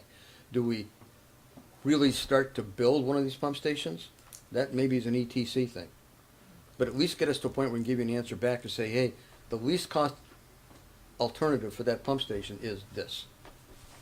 And we've got it well scoped out, and what do you guys want to do? I think if I'm right, I think Andy's saying that if there's something that needs to be done regardless, it ought to be done, as long as if the impact of having ETC happen would impact that piece, then you know, we want to make sure there's at least, we do it smart, we don't have to redo it. Yep. Is that right? Yeah. Either side Yeah. or both sides. Yeah. That, and I don't want you to have the impression that we don't do anything until we decide whether ETC is happening. I want to make sure that No, there there are are things some things that need to happen, that We- please come back and ask. We came with a purpose tonight, just Right. to have an open discussion, and then a follow-up as to how you want us to proceed, maybe at a later time, but, you know, we can come back and say, with a proposal, and say, here's what we'd like to do on each one of these things in more detail. Yeah, we'd like to see that, if, as you think the timing is appropriate, it doesn't have to wait. Something needs to be done, you let us know, and we'll, In both Talk the about water it. and sewer. Yeah. Pardon? In both the water and sewer. Yes, absolutely, yeah, absolutely. Good, any other question, Elaine? Oh, I just wanted to get back to what Irene was talking about. I could not agree with you more about the concerns about affordability of retail space. And I think that it's not necessarily in the planning commission's hands or the planning department's hands, because the developers have to balance their costs with, you know, what they perceive as to be the right market mix. But on the other hand, the one way we could conceivably work on keeping those costs down for the developers to make sure we're not imposing too many design standards or imposing too many requirements and on the code side. But also saying, you know, there are vacancies, especially in downtown Essex Junction, which has a different, you know, they've got the 4 stories with the retail on the bottom. Maybe that's gonna be a little different out in the town. I think we're a little retail heavy right now. What we need is the housing. And there's a lot of retail space that isn't being filled because, like you said, those mom and pop businesses cannot afford to move into new spaces. And landlords are looking for the right mix of the kind of tenant who can afford to pay the rents that they have to charge to make up the cost of their building. So. Anybody else? So it sounds like we're gonna hear back from you guys, Yep. kinda soon when you're ready, 6 do. months or whatever you said. No, it'll be sooner than Sooner that. than that, okay. Very Won't be good. tomorrow morning, but it'll be sooner than that. Be careful what you ask for, right? And then, Dana, when will we see the next update on ETC, do you think? When you have something, Maybe More to show. sometime, this summer, as things sort of get going with the planning commission, we'll give you a weather report. yeah, we'd like to be kept updated, this is an important piece of our town, It really is. yeah. So, thanks for working on it, appreciate it, thanks Thank you for, much. looking at This all the was really infrastructure. helpful. Thank you, guys. Thank Excellent. you. Thanks. Good discussion, Thanks a thank lot. you. Thanks. Water and sewer rock. They're needed. Okay, great discussion, but we're gonna move on now to, business item those two 6D. Between rocking and. And that's gonna be, you're looking for an approval of an easement for relocating some easements at 5 Freeman Woods. Yes, Darren. sure. And I'm gonna have Kimmerer Whalen from Black Rock Construction join me up here to answer any questions that come up. So, I this, just want to also say thank you to the planning commission for all the work you guys are doing in this whole project too, so, thank you. I'm also just gonna take a sec and talk at you while I pull up the plans so you can see Okay. what's going on. So this is a development project on Freeman Woods, which is off of Essex Way, just south of the Cirque, that was approved by the planning commission last year. There were some existing easements of various shapes and colors that were on the property already because it's been developed in several phases over the years. Because the new development will actually go over a lot of those easements, the developer needed to move them around so that we could actually accommodate it. So, to give you a quick overview,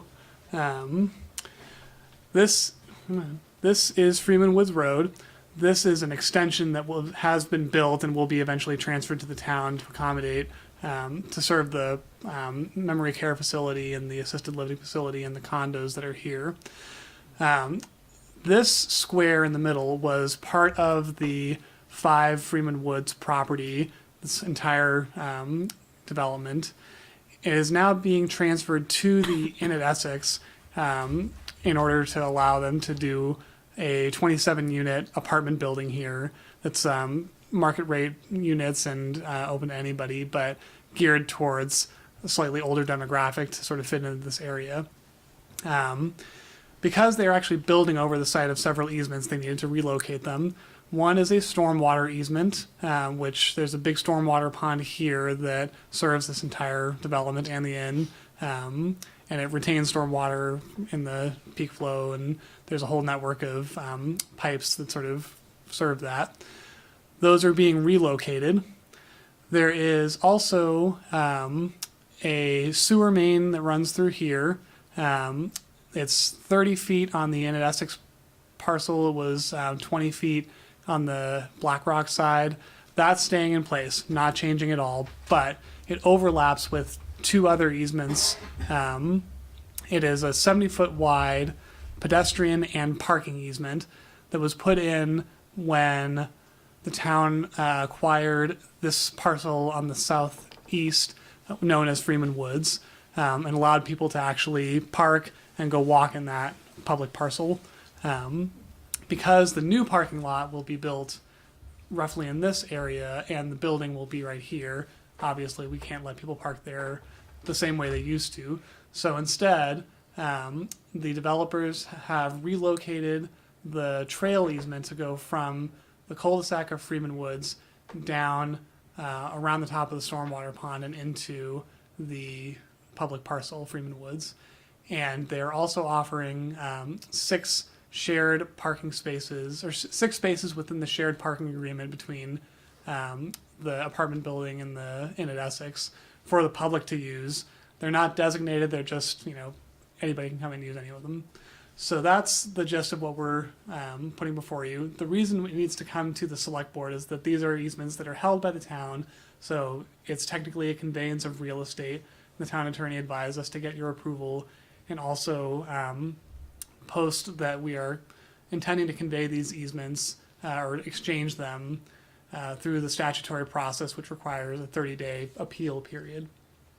So that's what we're asking from you today, is to approve the exchange and the relocation of easements as described, including the relocation agreement, which you have a copy of in your packets, and authorize the town manager to execute these changes after the appeal period has expired. Okay. So what's the downside for the town to have this exchange? Are we losing any, amount of easement or amount of parking?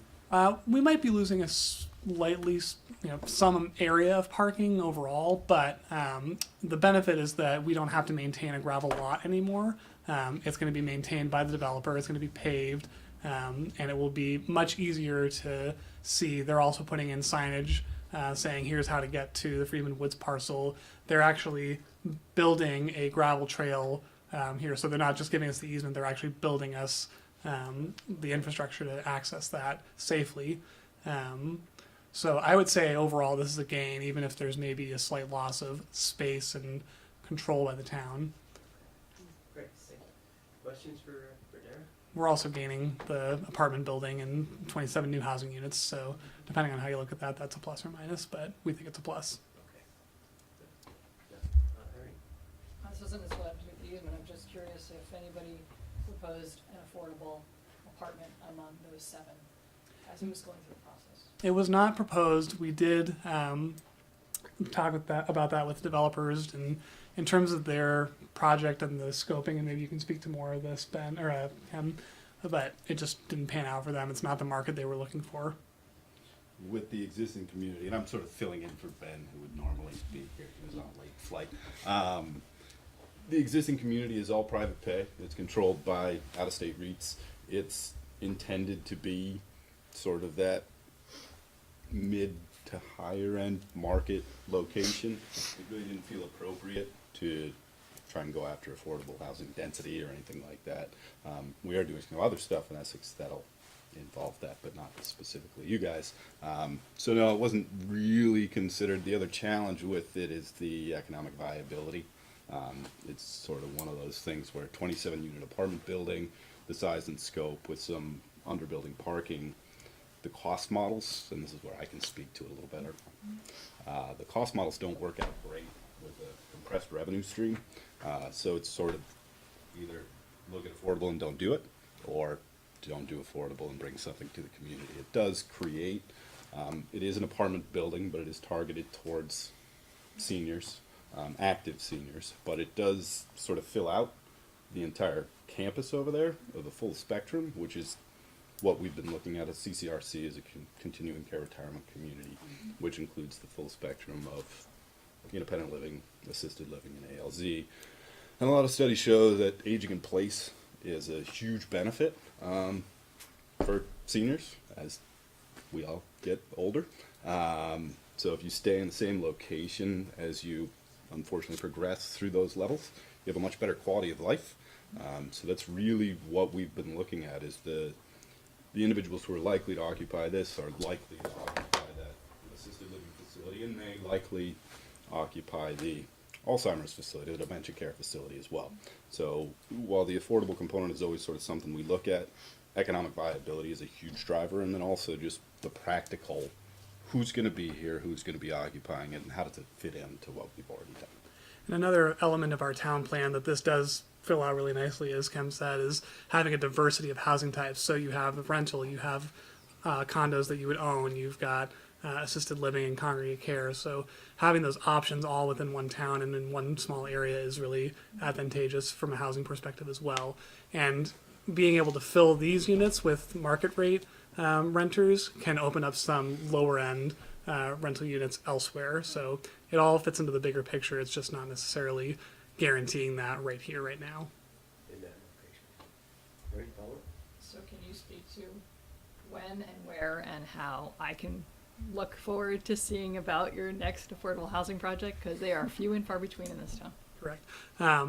So the town center project will hopefully give us the density and the control over how development is done to maybe do a little more affordable housing. We're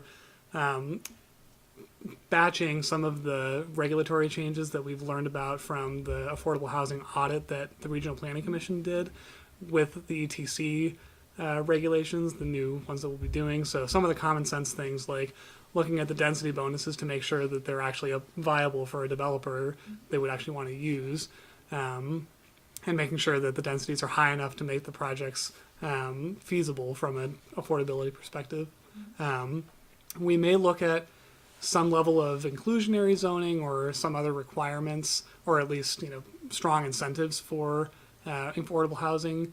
It may not happen with the town center regulations right away, but it's going to be coming soon after that.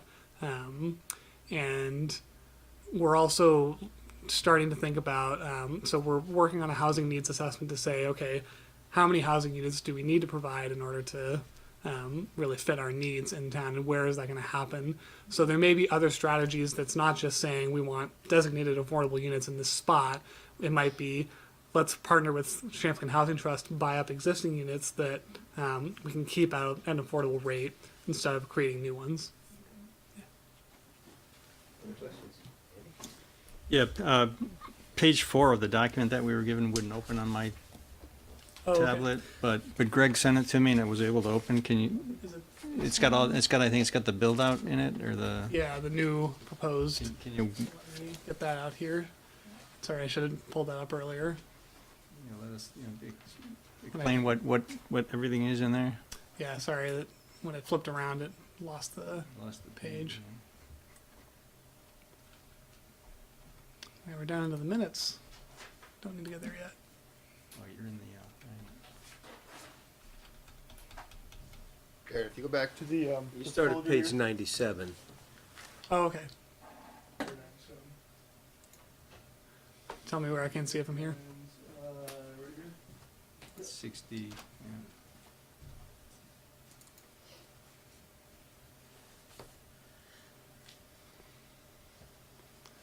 So yeah, it might be that it's It takes rather a little time. large. It takes a little time to load write. because there's a lot going on this plot, and I apologize for the complexity. So I do want to go through and tell you what's changing and where everything is. It'd be helpful. Thank you. And just want to let it catch up with us. So this is the building that's going to be built. This is the parking area where the town will be entitled to 6 spaces. The stormwater pond is here. A lot of the easements and the drainage pipes that are moving will come out from this direction and through here. There's one that goes diagonally this way and feeds out to the rest of the system. The trail easement, I'm gonna zoom in real quick. is going to be alongside the driveway, the entrance to the underground parking here. So this is the 15-foot wide easement. The path will actually be narrower than that, but it will run along the top of the stormwater pond, along the side of the building, and then down into the town's parcel. The Conservation and Trails Committee and staff, myself and Parks and Rec Director went out with Ben and sort of scoped out this path, and it looks fine from a usability perspective. It looks like it goes through the pond, though. Is that? It looks like it, but the area of the pond easement is bigger than the pond itself, because it includes the berm over which the top of the trail will go. I know it looked confusing to me at first, and I was like, how are we going to do that? I remember going across that on the zip line when two of my boys worked there a couple summers. But and then you said there was a piece of land is transferring from someone. Is it the land from the Inn at Essex to Black Rock? Other way around. So the yellow area here is going from Black Rock to the Inn at Essex, because Black Rock had used up more of its density than it could viably utilize here. So who's building the building? Black Rock is building the building on the Inn at Essex's land, using the inn's density because they're only commercial and they don't have any residential there yet. Overall, the density is kind of the same no matter how you cut it. It's just legally what they could do according to the zoning regulations. Okay. And it will also be on a footprint lot. But I don't know how you're running the building going into the future, but I understand it'll be sort of separate from either Black Rock or the Inn at Essex. Is that Yeah, correct? so it's a series of, the whole thing is a PUD, so it's all footprint lots, and they're, fancy legal term, exclusive use, limited appurtenant common areas. So it's a lot without being a lot. It's common land, but it's restricted to the exclusive use of the occupier of that common land. Okay. All right. Anything else in this No, that was it. Thank you. Yeah. Thank you. Yeah, it was a big picture. Took a while to load, but it Yeah, I it should finally have was. compressed it down for you. My apologies. Any other questions or concerns about this? Ready? I'm concerned because I joke that my parents are the pension generation and I'm the Pepsi generation.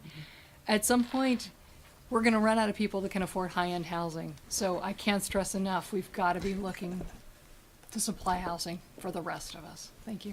Well, there's a housing study being looked at, right? Yep, we're working on it To see now. what those needs are and see where we are, if we're in balance or out of balance, and what needs to be changed. Okay. Yeah. And like I said, the preliminary results from that, at least from a rental perspective, are there's only so much we can do to encourage affordable rental housing. Even if we do inclusionary zoning, it's going to be a challenge to get it in.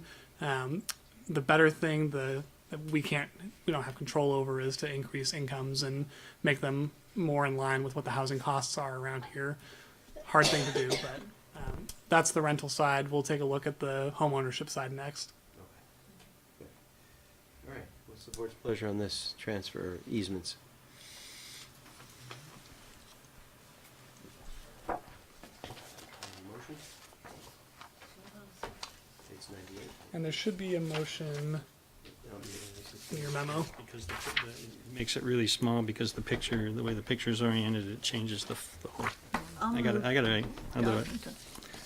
I move that the select board authorize Unified Manager to execute the proposed easement agreement with BlackRock NLFW LLC and BlackRock Essex FW LLC, subject to the provisions of 24 VSA 1061, section 1061. Did I step on you there? Second. I'm sorry. Thank you, Andy. Thank you, Elaine. Any further discussion about authorizing Evan to execute this easement agreement? Okay, hearing none, all those in favor signify by saying aye. Aye. Opposed? Okay, motion passes unanimously. Thank you. Good luck. When will that housing study be done? It's on the back burner right now because we're working on the town center regulations, but it's the next thing on the list. And I'm trying to sort of move it along in the background as I have spare time. Okay. But we will certainly be working on it in earnest within the next year as ETC is wrapping up. Okay, 'cause I think we'd all love to Yes. see that. Okay, good. Thank you, Darren. Thanks very much. All right, we're gonna move on to business item 6E, and that's prep for town meeting. Greg? Just a quick rundown, update on where we stand with, thanks, Darren. Town meeting preparations. Select board outreach schedule has been finalized. There's some Q&A info sheets for you that were in the packet to review. Those are some of the changes to the firearms ordinance that were handed out earlier. Go over those ones. Well, I'll come back to the Q&A in a second. The assistant to the manager is organizing informational tables for town meeting night. The community dinner's been scheduled. Senior bus, childcare are advertised.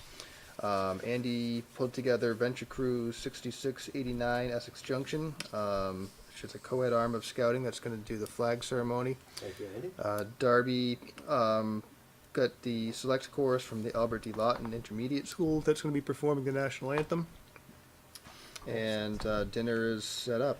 The Q&A sheets, there's two of them at this point. One of them is about the proposed budget. It's pretty standard for what we've done the past few years, just with new numbers, a few updates in terms of budget goals, objectives. The other piece, the other Q&A is about the firearms ordinance changes, and as I said, it was brought to my attention that the language shouldn't necessarily be that the select board plans to make any changes, so much as they've discussed them. So appreciate They're all the very good changes. Thank you. feedback I got on that. Thank you for reaching out. Those of you who did.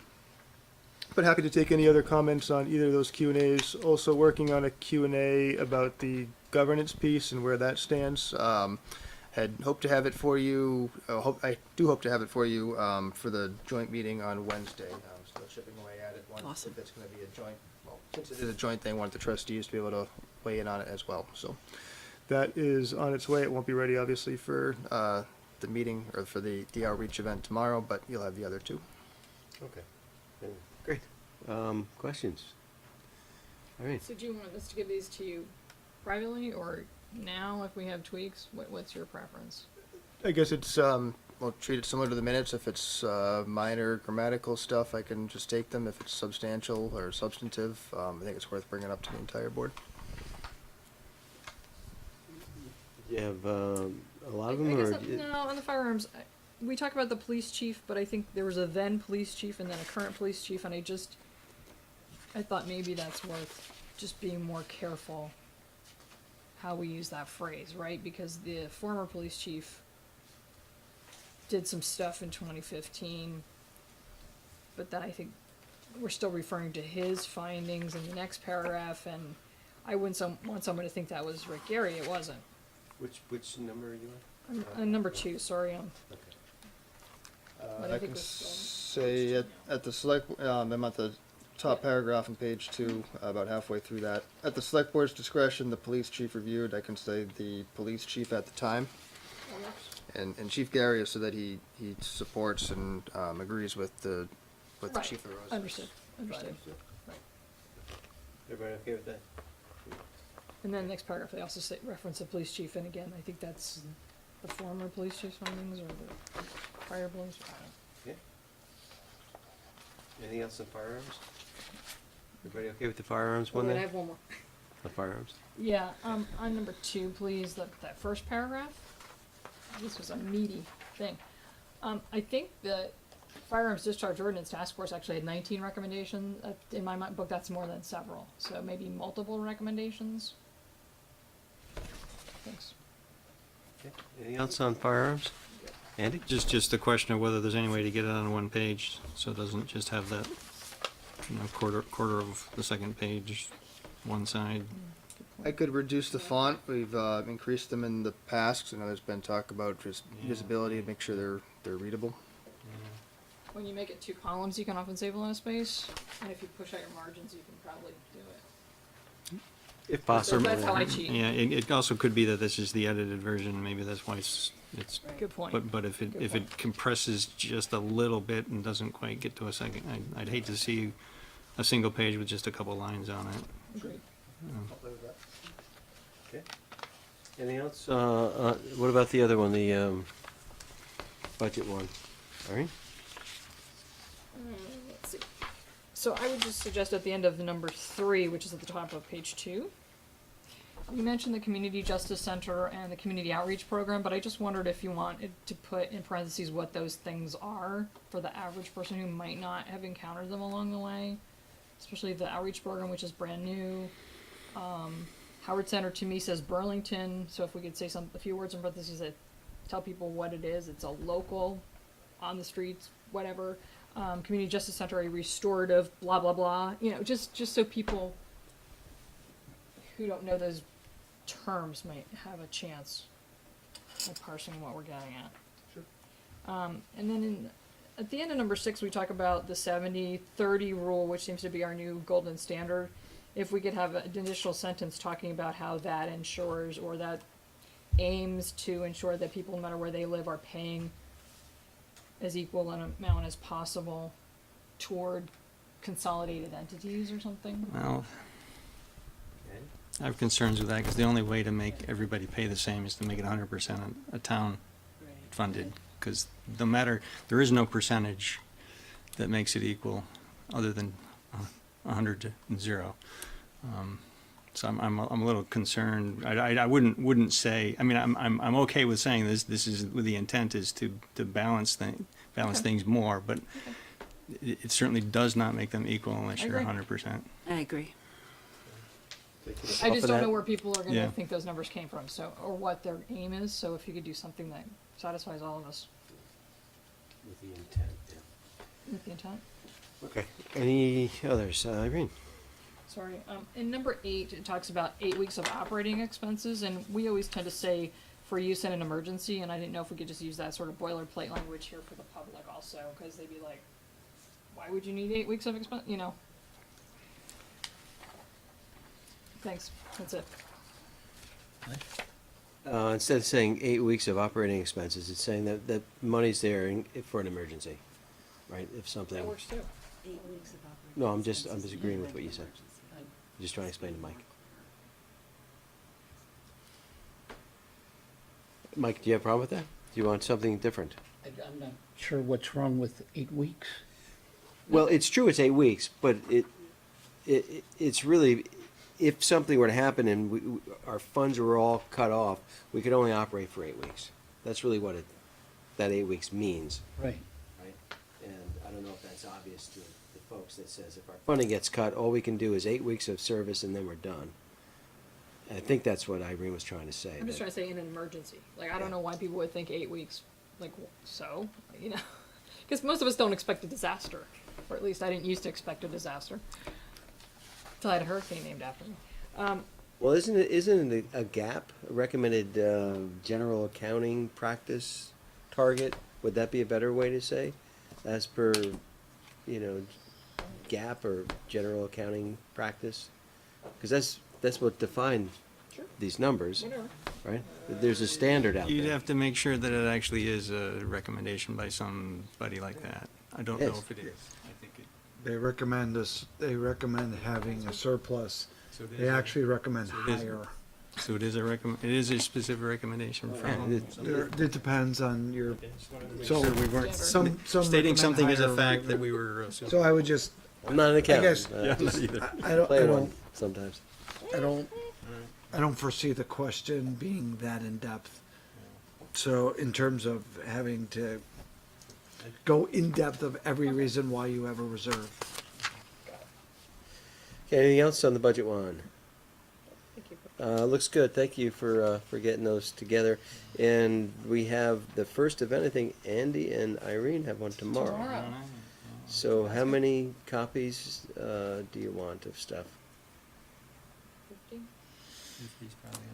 Yeah, because I wouldn't build ahead too far, because in case we go, people were asking about something, then we might want to update the Q&A, and we don't want to throw out a big stack and then do another. Don't. So about 50 would be good. Okay, good. And the dinner's all set, even though the high school has vacation, right? But they're always ready to take care of it on that Monday for us, so that's good. And the start time is the same as always, as per charter. Okay. Andy? For the last 3 years, we've handed out a little questionnaire The first year we did it, we got 36 responses. The second year we did it, we forgot to assign somebody the responsibility to collect them afterwards, so we got 0.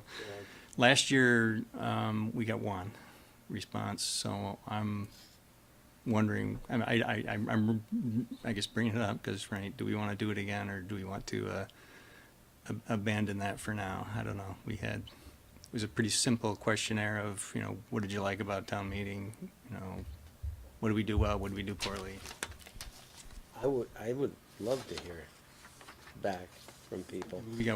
As I said, we got 1 response last year. Because we did, what do you think happened that we only got 1? I don't know. Did we have it on the I don't back or know if something, or- we, I think it would be Well, worth, I don't think we actually said out loud during the meeting that there's a questionnaire, we'd appreciate your feedback, there's a box in the back to collect them, or something like that, so that, because we didn't ask people to fill it out last year. I can add that to my welcome piece that I do. But I'd love to have that, because I think it's important for the select board. Yeah, it was good feedback to get when we got it. I would also hazard a guess that people would prefer to take them home and fill them in and then send them, rather than doing it right there on the spot. So if you're looking to get people to do it right there on the spot, keep it short. Yeah, I think it's really Yeah, it was short. 3 3 questions. Yeah, that's a good point. I'm afraid, Mike, if they take it home, that we'll probably never see them back. No, I know that, but I'm just offering a reasoning good point. about why, Keep it simple. Yeah. about why you're not getting the response, or why we're not getting the response we'd like to see. I can tweak the page a little bit. It usually came on the same page as a little info about Robert's Rules of Orders. I can try to put something up top or note on there. Please pay attention to please note the survey, and distribute at the end. We could also, as Kathy just suggested, consider some sort of incentive for people to drop it off, little knick-knack or something. Box of chocolates. Just gave them a free meal. Chocolate seems to be the leading candidate. It'll never get out. Should it be on a separate piece of paper, though, right? Or It used to come on, it was, there's a 2-page sheet with Robert's Rules of Order and what some of the definitions are, and it was on the bottom of that page. would it be okay to do it on a separate sheet of paper of a specific color, so that it stands out, and I can mention it by its specific color even? What about incentives? Is there any incentive thing? Piece of chocolate or something? in the village, we've done a survey, and George has said, don't forget to do the survey. And usually there's also a Doyle poll, and people are used to seeing that. So if you do it in tandem, like, don't forget your Doyle poll, don't forget we have a little town poll, that might be. Okay, I'll add that to the welcome, but I think a separate page, do you think a separate page would be wise? Just a distinctive color. And a distinctive color? Because they don't need to take Robert's rules home with them. Right. Save a tree. Andy looks skeptical, but everyone else is, I think, okay. You okay? All right. You good? Okay, good. I'll even volunteer to try to collect them at the end. 'Cause actually, I got to catch a plane at 5:30 the next morning. We asked them. I got you covered, Andy. Okay, so you'll take responsibility to collect them? Thank you, Andy, appreciate that. Everybody working together, that's great. Okay, then if there's nothing else for the prep, is there anything else that we need to talk about on that, guys? We're good? Okay, super. All right, then I guess we'll move on to the approval of the minutes of, Irene? I would move approval of the minutes of January 2nd, 2019, special meeting minutes. The select board member corrections. Thank you. And do I have a second on that? Second. Thank you, Andy. Okay, let's start on page 1. We'll roll up to page 2. Line 58, it says Ms. Renner, but I believe it was Ms. Haney, encourage the select board. And, I know that you've said this several times here, but I think it's the trustees only that plan a housing committee. I don't think our board ever committed to having a housing committee. So maybe, I'm sorry, can we, what line are you on? sorry, 58? On page 2 Page of 2. January 2nd, 2019. So rather than implement the plan, I'd like to just say, appoint, that you urge us to appoint a housing committee.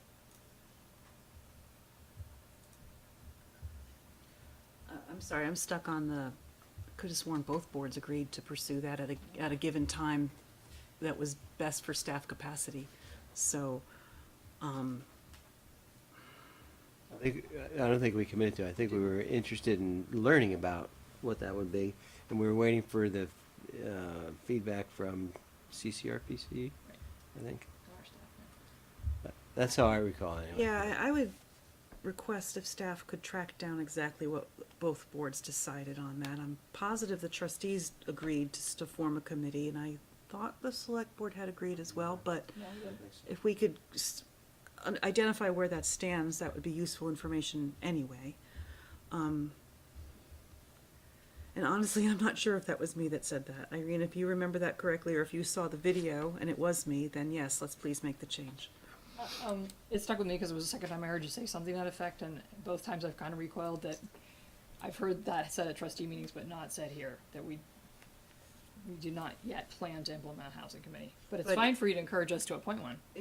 But my question is, are you asserting that I said that? Because I'm afraid I don't recall. This was in early January, and I'm assuming you watched the video. I didn't need to watch the video because I remembered it. Okay. So, you okay with that? Yes. All right. So we'll change Ms. Renner to Ms. Haney on 58. At Okay. that point. And then encourage the select board to appoint as opposed to implement. Sure. And not planned, because we don't plan to do that yet. But I understand that you want us to do it, and so that's fine. You can urge us to do whatever, but Well, it's just my understanding that that agreement has been made, but I could be wrong. thanks. Anything else on 2? Okay, then let's go to page 3. Irene?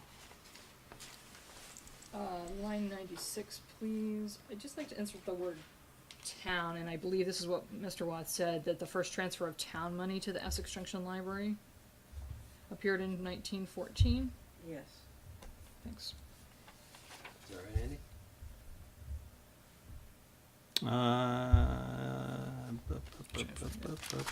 Yeah, I know right where it is. Oh, okay. I'm looking right at it. Yeah, I'm fine with that. Yep. Okay. Anything else on 3?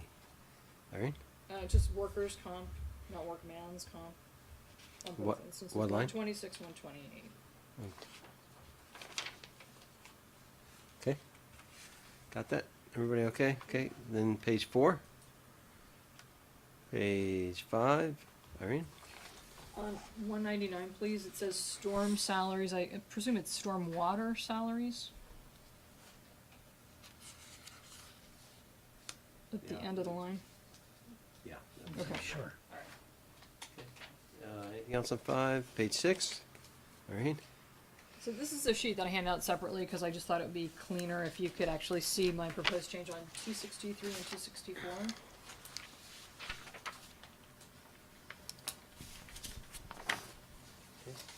The way it would read would say, she also requested that the ABCD list of expenses more clearly show the math on page 202, and wondered how often Public Works calibrates its salt spreaders.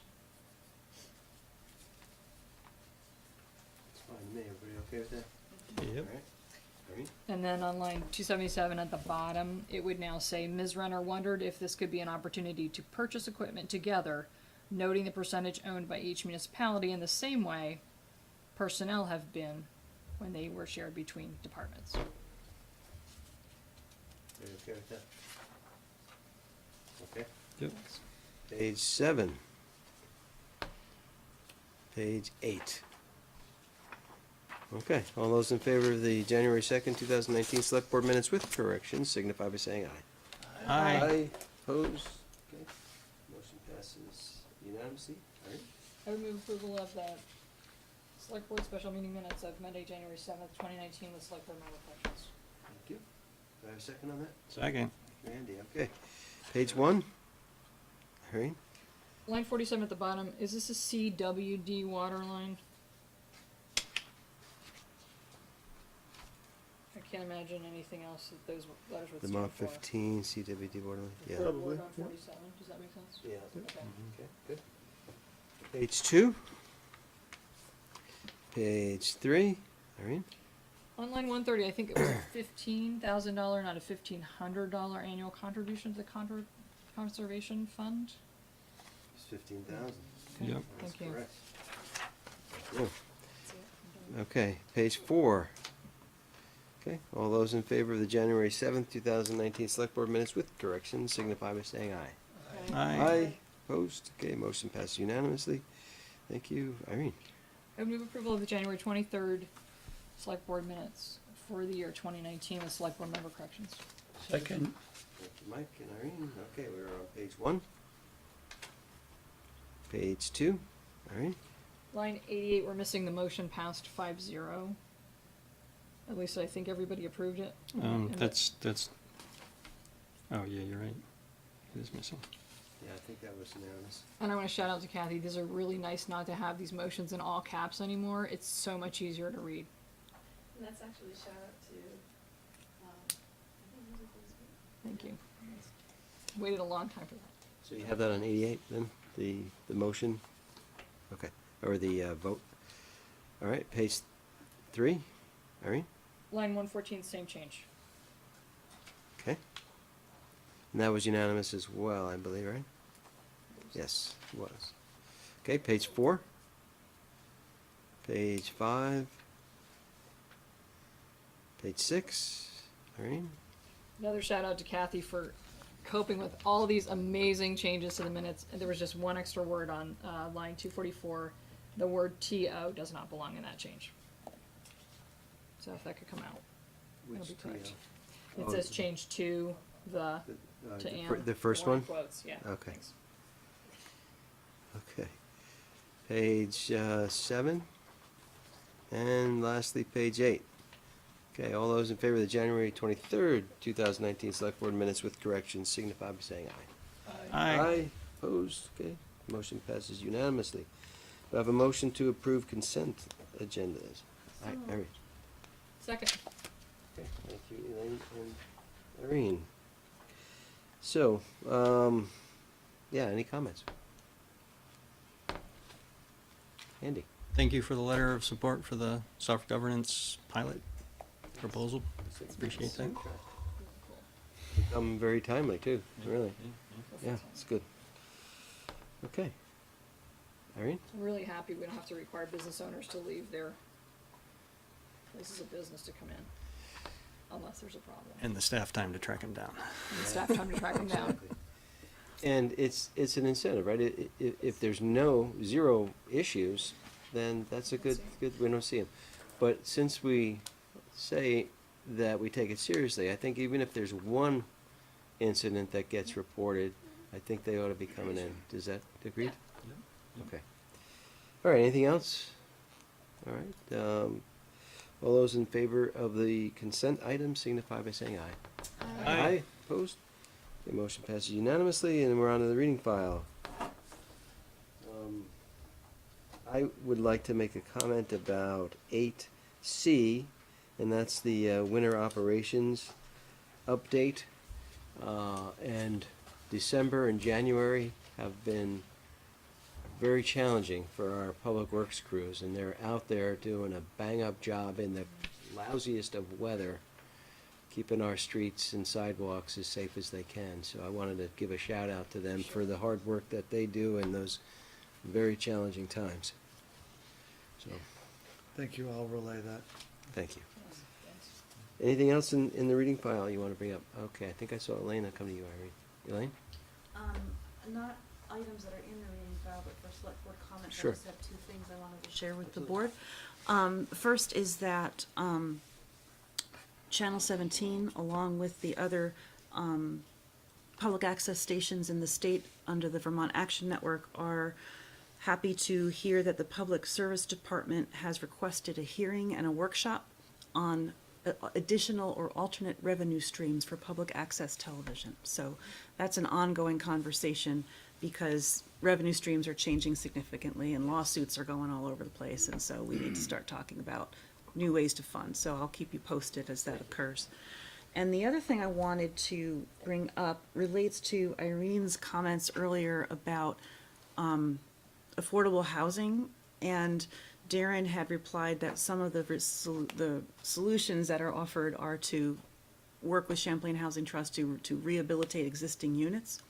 So currently, there's a proposal from the governor to create a program called the Vermont Home Improvement Program. I believe that's what it is, Home Investment Program.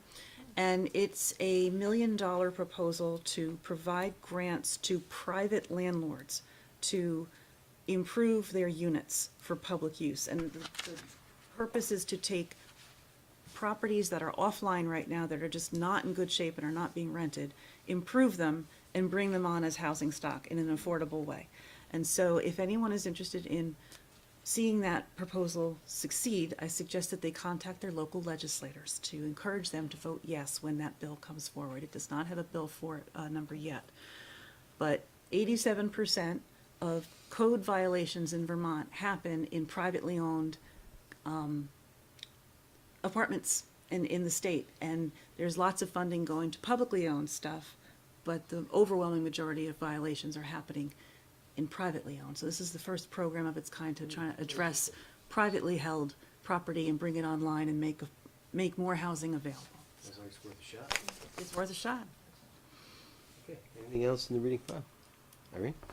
We have a letter from Essex Rescue, and I just wanted to sort of update you as to something I learned recently, and it's that there's this for-profit ambulance service that's setting up shop very close by, and we have about a week to get comments.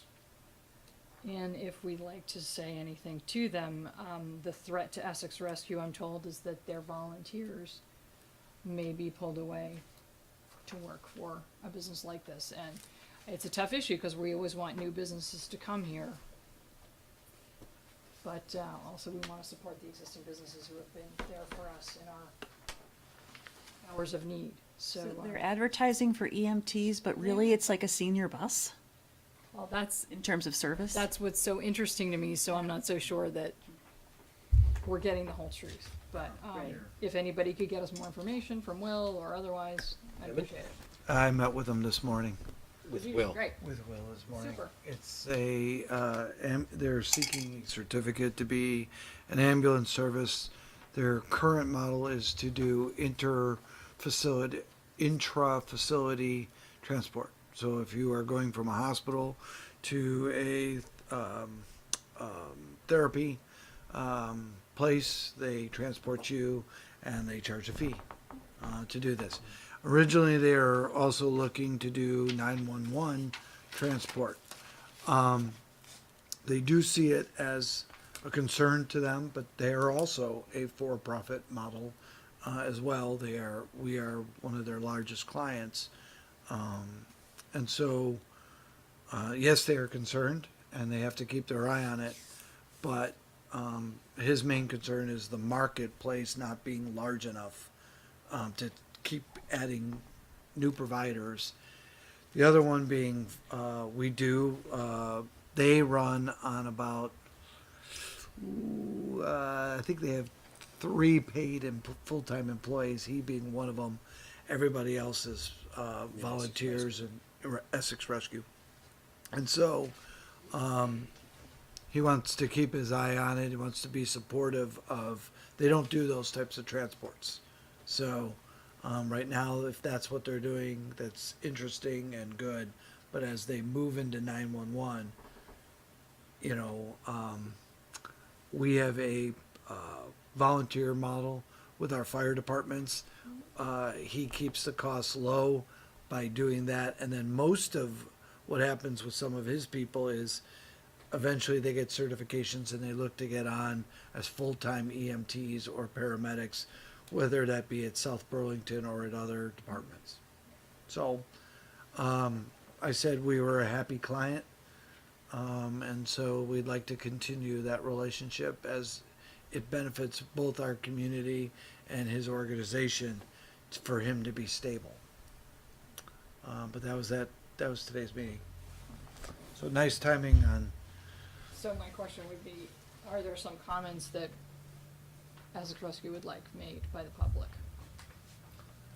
I think we want to make sure that there are enough medical services to go around Chittenden County, but that we are not unwittingly starting a system where we're gonna start doing full-time EMT and paramedics at quite a substantial cost. Right now, I believe we pay Essex Rescue about $70,000 from town tax funds. And then they have a model where they also have a subscription service. We were just talking today, an ambulance, just the ambulance, not what's in the ambulance, is $250,000. So they provide quite a service, and their service territory is well over 100 square miles. The town itself is only 36. So they operate in a much larger area, and so those are the types of things we want to make sure that we are not unwittingly working against our interest to then have full-time paramedics, which will make the cost be exponential from there. The service we get from Essex Rescue is quite a bargain. Yeah. Okay. Right, exactly. Okay, any other comments on reading file? Okay, hearing none, then we'll move on. We don't need executive session this Move time. we adjourn. Do I have a second? Thank you, Mike. Any further discussion about adjourning? Hearing none, all those in favor signify by saying aye. Aye. Opposed? Okay, passes unanimously. Great work tonight, guys and ladies.